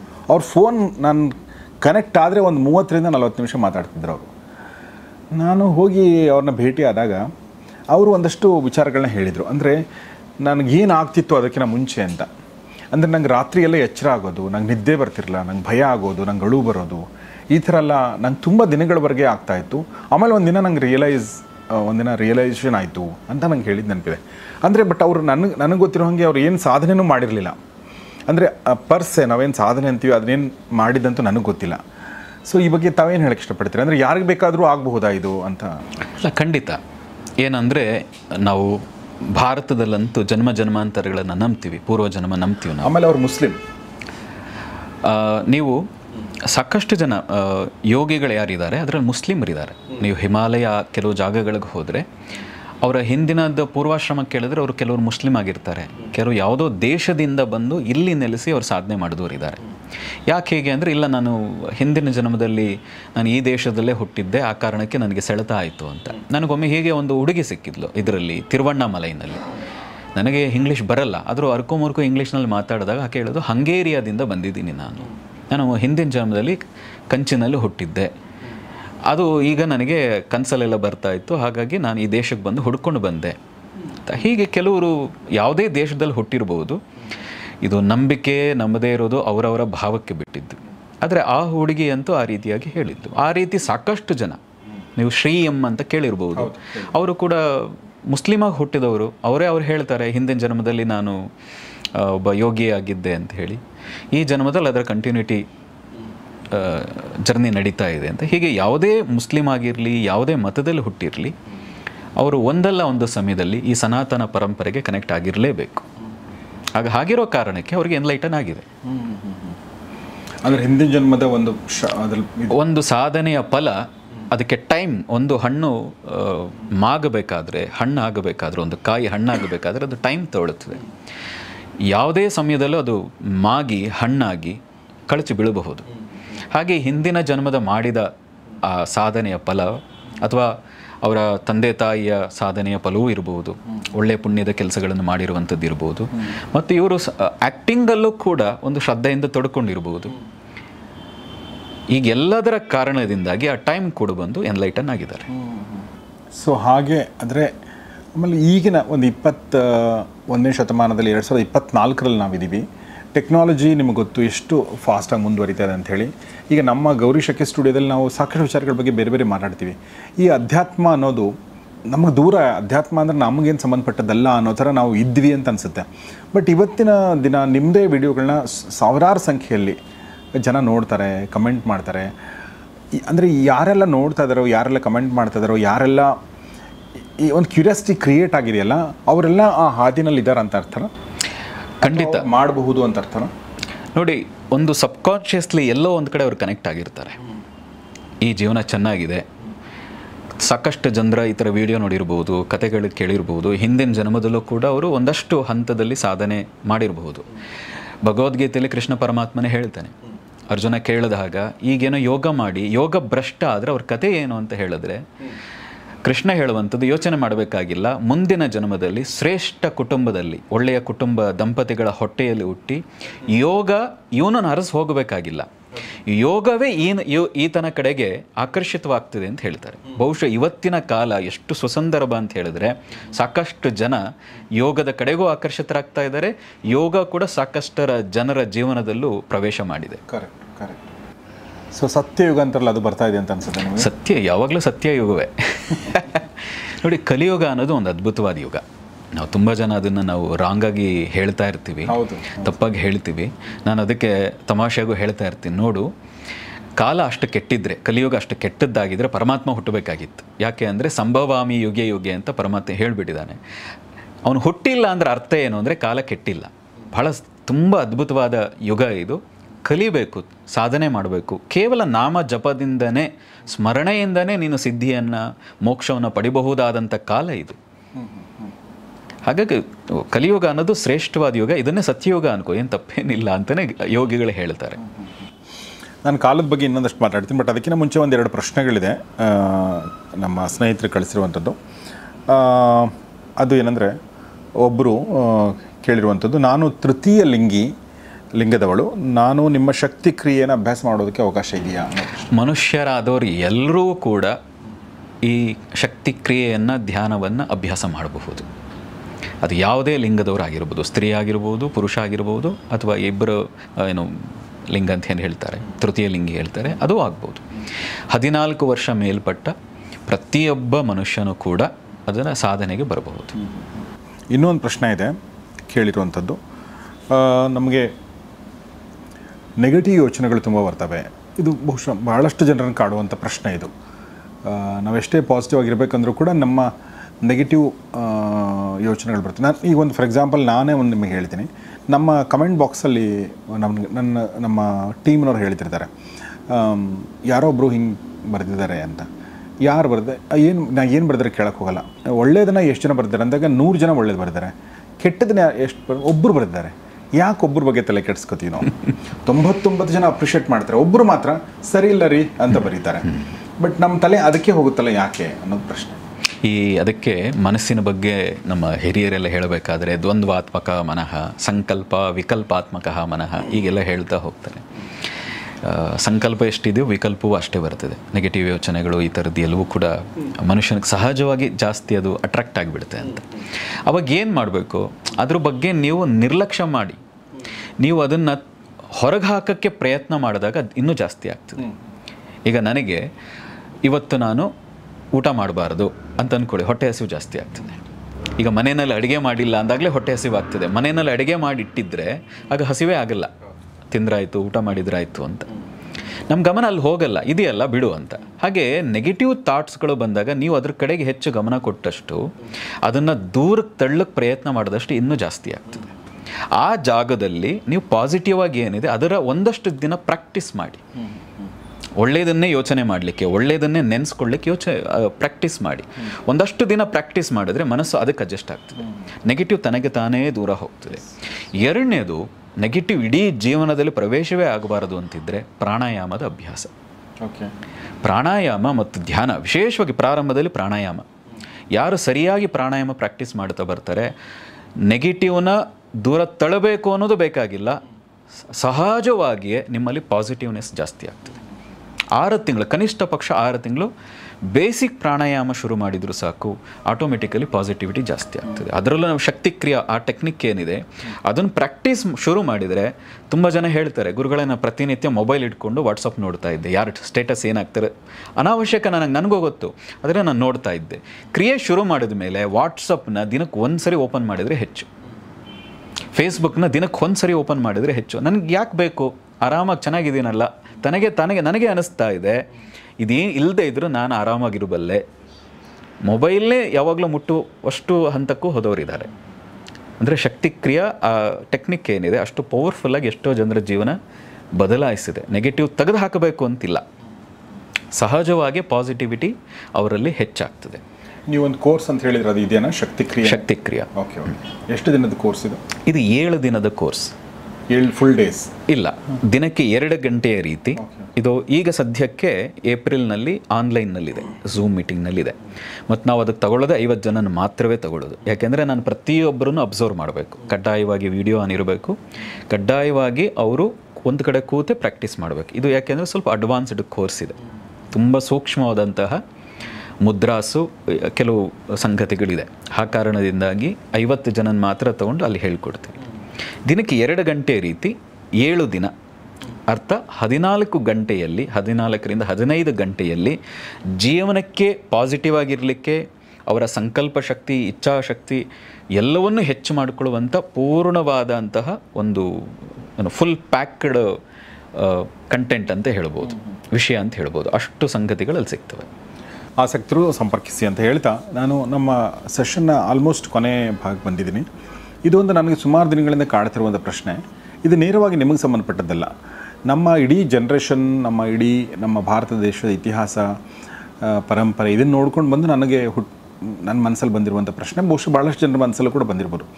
ಈಗ ನಮ್ಮ ದೇಶದಲ್ಲಿ ನಾವು ಶಿಕ್ಷಣದಲ್ಲಿ ಒಂದಷ್ಟು ವಿಚಾರಗಳು ಕೊರತೆ ಇದೆ ನಮ್ಮ ಹತ್ರ ಅಂತ ನಾವು ಯಾವಾಗಲೂ ಮಾತಾಡ್ತಿರ್ತೀವಿ. ಅದಕ್ಕೆ ಮೆಕಾಲೆ ಪದ್ಧತಿ ಇದೆಲ್ಲ ನೀವು ಕೂಡ ಹೇಳಿದ್ರ. ನಾವು ಇನ್ನೂ ಅಳವಡಿಸ್ಕೊಂಡಿಲ್ಲ ಅನ್ನೋದು ನಮ್ಮ ಒಂದು ದುರಂತ. ಅಂದರೆ ಅದನ್ನು ಯಾವ ಥರ ಅಳವಡಿಸ್ಕೋಬೇಕು ಅನ್ನೋದ್ರ ಬಗ್ಗೆ ಒಂದು ಸ್ಟಡಿ ಮಾಡಬೇಕಾಗಿತ್ತು.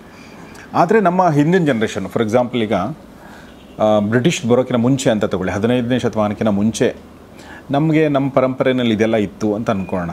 ಯೋಗ, ಧ್ಯಾನ, ಪ್ರಾಣಾಯಾಮ ಅಥವಾ ಒಂದಷ್ಟು ವಿಚಾರಗಳು ನಮಗೆ ನಮ್ಮ ಪರಂಪರೆ ಮೂಲಕ ಬಂದಿದ್ವೋ ಬಂದಿಲ್ಲ ಗೊತ್ತಿಲ್ಲ. ಜಾತೀಯತೆ ಪದ್ಧತಿ ಮೂಲಕ ಒಂದಷ್ಟು ಜನರಿಗೆ ಅದು ರಿಸ್ಟ್ರಿಕ್ಟ್ ಆಗಿತ್ತಾ, ಇದೆಲ್ಲ ನಾವು ನೋಡ್ಬೇಕು. ಯಾಕೆ ಈ ಪ್ರಶ್ನೆ ಕೇಳ್ತಾ ಇದ್ದೇನೆ ಅಂದರೆ, ಒಂದು ದೇಶದಲ್ಲಿ ಈ ಥರದ ಪರಂಪರೆ, ಈ ಥರದೊಂದು ಸಾಧನೆಯ ಮಾರ್ಗ ಎಲ್ಲವೂ ಇದ್ದೂ ಕೂಡ ನಮ್ಮ ದೇಶ ಸತತವಾಗಿ ಪರಕೀಯರ ಆಳ್ವಿಕೆ, ಪರಕೀಯರ ಆಕ್ರಮಣಕ್ಕೆ ತುತ್ತಾಗಿ ನಾವು ಎಷ್ಟು ಕಷ್ಟ ಅನುಭವಿಸಿದ್ದೀವಿ ಅನ್ನೋದನ್ನು ನಾವು ನೋಡಿದ್ದೀವಿ. ಈ ಬಗ್ಗೆ ಏನು ಹೇಳಕ್ಕೆ ಇಷ್ಟಪಡ್ತೀರಿ? ಇದೆಲ್ಲ ಇದ್ದು ಕೂಡ why we failed as a nation? ನೋಡಿ, ಯಾವುದೇ ಉತ್ತುಂಗಕ್ಕೆ ಹೋದರೂ ಒಂದು ಸರಿ ಅದು ಕೆಳಗಿಳಿಲೇಬೇಕು, ಅದು ಯಾವುದೇ ಆಗಲಿ. ಹಾಗೆ ನಮ್ಮ ದೇಶದಲ್ಲಿ ಜ್ಞಾನದ ಉತ್ತುಂಗ ಸ್ಥಿತಿ ಇದ್ದಾಗ, ಅದು ಗುಪ್ತರ ಕಾಲ ಇರ್ಬೋದು, ಚಾಣಕ್ಯನ ಕಾಲ, ಮೌರ್ಯರ ಕಾಲ ಇರ್ಬೋದು, ಉತ್ತುಂಗ ಸ್ಥಿತಿಯಲ್ಲಿತ್ತು. ಕಾಲಕ್ರಮೇಣ ನಾವು ಯಾವಾಗ ಆ ಒಂದು ಉತ್ತುಂಗ ಸ್ಥಿತಿಯಲ್ಲಿ ಮೈ ಮರಿತೀವಿ, ಕೆಳಗೆ ಬರ್ತೀವಿ. ಕೆಳಗೆ ಬರೋದನ್ನೇ ಪ್ರಕೃತಿನೂ ಕಾಯ್ತಾ ಇತ್ತು ಅಥವಾ ಪರಕೀಯರು ಕಾಯ್ತಾ ಇದ್ದರು, ನಮ್ಮ ಮೇಲೆ ಆಕ್ರಮಣ ಮಾಡಿದರು. ಆಕ್ರಮಣ ಮಾಡಿ ಎಷ್ಟು ಆಲ್ಮೋಸ್ಟ್ 800ರಿಂದ 1000 ವರ್ಷಗಳ ಈ ದೇಶದ ಮೇಲೆ ದಾಳಿ ನಡೆದರೂ ಕೂಡ ಇವತ್ತಿಗೂ ಈ ಸಂಸ್ಕೃತಿ ಉಳಿದಿದೆ, ಇವತ್ತಿಗೂ ಆ ಜ್ಞಾನ ಅಲ್ಲಿ ಉಳಿದಿದೆ. ಮತ್ತು ಆ ಜ್ಞಾನ ಇವತ್ತು ಎಲ್ರಿಗೂ ಸಿಗೋ ಹಾಗೆ ಆಗ್ತಾ ಇದೆ.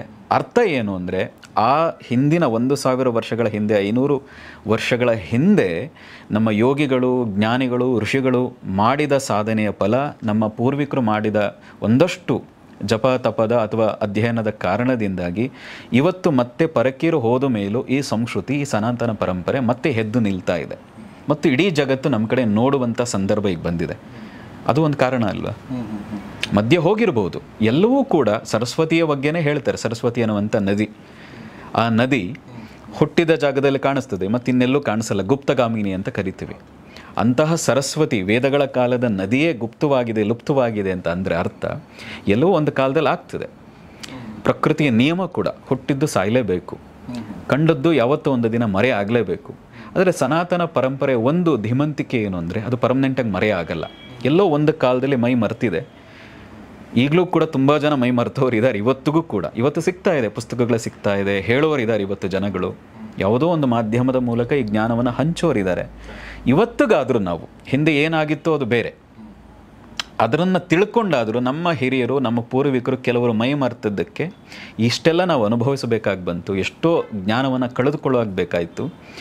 ಇನ್ನು ಮುಂದೇನಾದರೂ ನಾವು ಅದನ್ನು ಅಧ್ಯಯನ ಮಾಡಬೇಕು, ತಿಳ್ಕೋಬೇಕು ಅನ್ನುವಂಥ ಮನಸ್ಥಿತಿ ಬಂದರೆ ಇನ್ನು 100 ವರ್ಷವೂ ಬೇಕಾಗಿಲ್ಲ.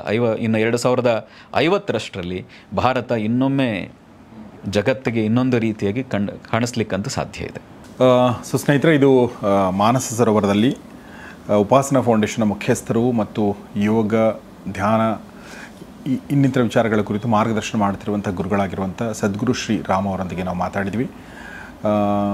ಕುಂಡಲಿನಿ ಬಗ್ಗೆ ಮಾತಾಡೋಣ ಅಂತ ಕೂತ್ಕೊಂಡಿದ್ವಿ, ಬಟ್ ಎಲ್ಲ ಭಾಳಷ್ಟು ವಿಚಾರಗಳು, ಅದರ ಹೊರತಾಗಿ ಸಾಕಷ್ಟು ವಿಚಾರಗಳ ಬಗ್ಗೆ ನಾವು ಮಾತಾಡಿದ್ವಿ. ನನಗನ್ಸುತ್ತೆ ಈ ಥರ ಎಪಿಸೋಡ್ಗಳನ್ನ ನಾವು 1 ಸಲ ನೋಡಬಾರ್ದು, 2 ಸಲ 3 ಸಲ ನೋಡ್ಬೇಕಂತ ನನಗಂತೂ ಪರ್ಸ್ನಲಿ ಅನಿಸುತ್ತೆ. ನಾನು ಆವಾಗ ನೋಡ್ತಿರ್ತೀನಿ ಮತ್ತೆ.